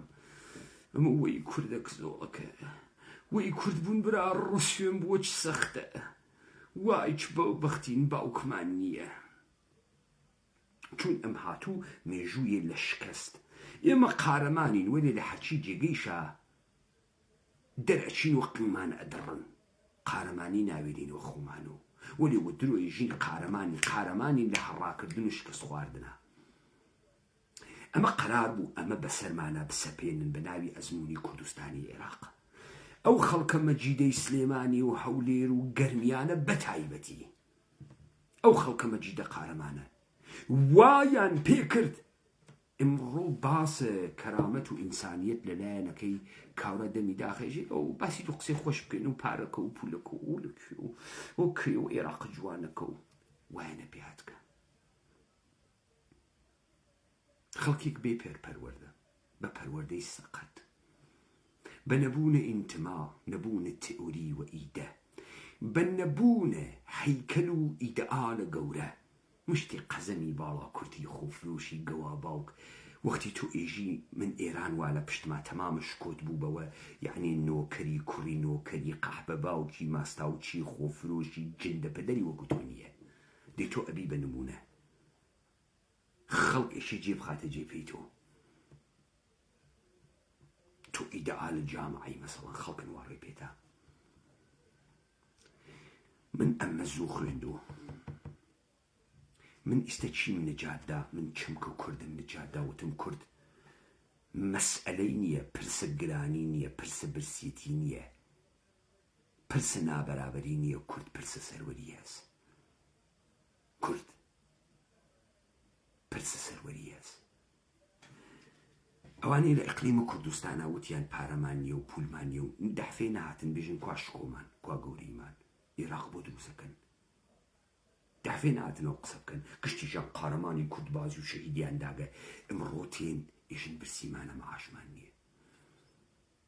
ئەمە وەرشکەستە و هەڵشکانە مەردمێکە هەڵشکانە مێژوو و حەزارەت و تەمەدونێکە نەبوونە پیای گەورەس ڕۆڵە ئێوە گەورەی کورد نیەن ئێوە مشتە جندەی هاوردەی گورجی ئەرمەنی یەهودین لە لباسی کووردا. ئێوە بۆ کوردایەتیتان کرد بە جلوبەرگ و زوان لەبەر ئەوەی هەر قەحبەیەک ئەتوانێت جلوبەرگ کوردی بکاتە بەری و زوان و کوردی فێر بوێ. بەڵام کوردبوون ئەگەر جیهان بوایە و چمکە کورد داڵە لە ئازادی ئینسانە کوردوایە ئەو وەختە هەر کەسێ نەیەتوانی هەڵیگرێ. بەڕاستی کوردی ئەمەی هەڵەگرت کە بمێژوو کورد بوو، کە ئێمە بمێژوو کوردین. هاتن ئێمە بسڕنەوە، ئێمە نەسڕیاگین و ئەربابەکەی تۆ کە نظام سوڵتەوێ ئەزانێت تۆ نەوتوانی کارەکە تەواوکەی. زەربەیەکی گەورەت وەشان، بەڵام ئێمەی لێ هاتینە دەرەوە. تۆ ئەمەلەن کارکردن نەماگە. من هەشتی 2022 هەشتی دەی 2022 ئیعلامە ئەرتەشە کوردانم کردە، نە بە معنای هێزی نظامی، بە معنای ئینسانگەلە قارەمان و کوردیەک وا ئیرادە ناگۆڕن و تەسلیم ناون و تەسلیمە بەخاو تۆی حیزە شارەوانی سلێمانی و هەولێر. من وەختە خۆی ئیتمام حجەتم تەکتانا کرد، دانەتان محاکمە ئەەکەم، محاکمەی تاریخی ئەتان کەم بە عیبرەتە جەهان و بابەتە تەمام ئەمانە زەحمەتم کێشە، سانیە بە سانیە نەغدەتانم کردەوە. یاران ئاخێزە کوردەوارە سەربەخۆ ئیمڕۆ سورپرایز ناون، چەپڵە لێدەن لەوەی کە ئێمە زانیمان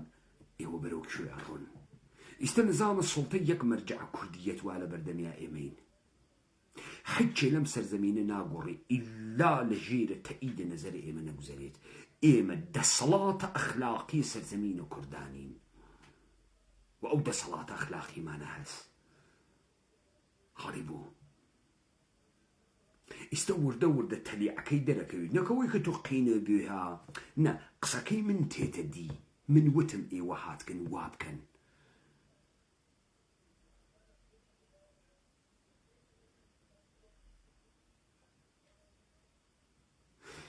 من ئەزانم کرماشان بێ گرتنە تاران ئازاد ناوێ، بێ گرتنە بەغا ئازاد ناوێت.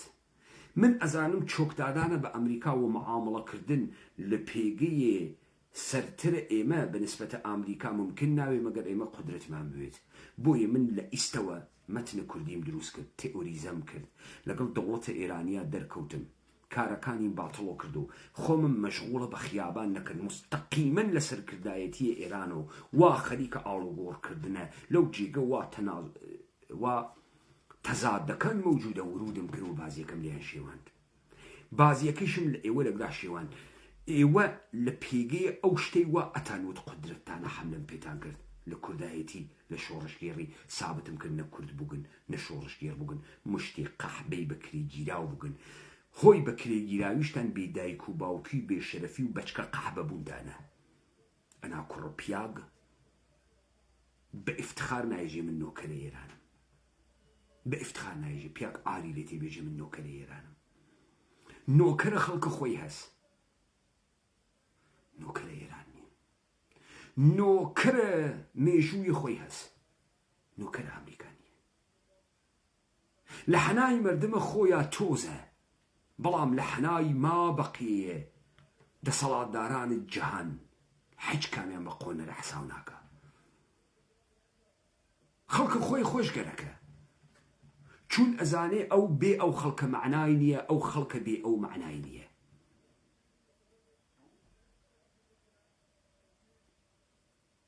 من وەها دەسەڵاتێدا ئەنێم، لە بنیاد و دای ئەنێم. 2000 فیتنەم کردە سەقمە دەوڵەتە ئێران. مەتنم هۆنی گەسۆ لە مەفهومیزەکردنە ئازادیە لە بەرامبەر وڵاتە متحدەی ئەمریکا، نە بە لیبرالیزم و نە بە کۆمونیزم و نە بە فاشیزم و ناسیۆنالیزم و نەبێسیادم و کە کەرەستەی دەسە ئەوانە. کوردیەتم دروست کردەوە، جەهانە کوردیم دروست کردە کە کەرەستەی دەسە منە.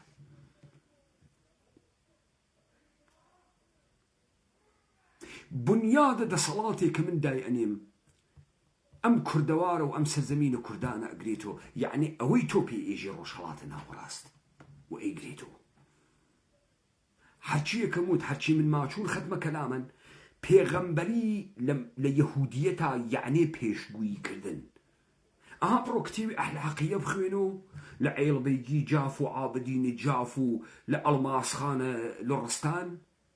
چیەکەن؟ پێشگووی یەکەن. هەروە بگۆ و هەروە دەبێ دەورەی بێنام و نەنگ دەبێ کوڕان وەکت قەشەنگ دەبن. هەروە بگۆ و هەروە دەبێ مەردان مەردی گەزافەکەن. هەروە بگۆ و هەروە دەبێ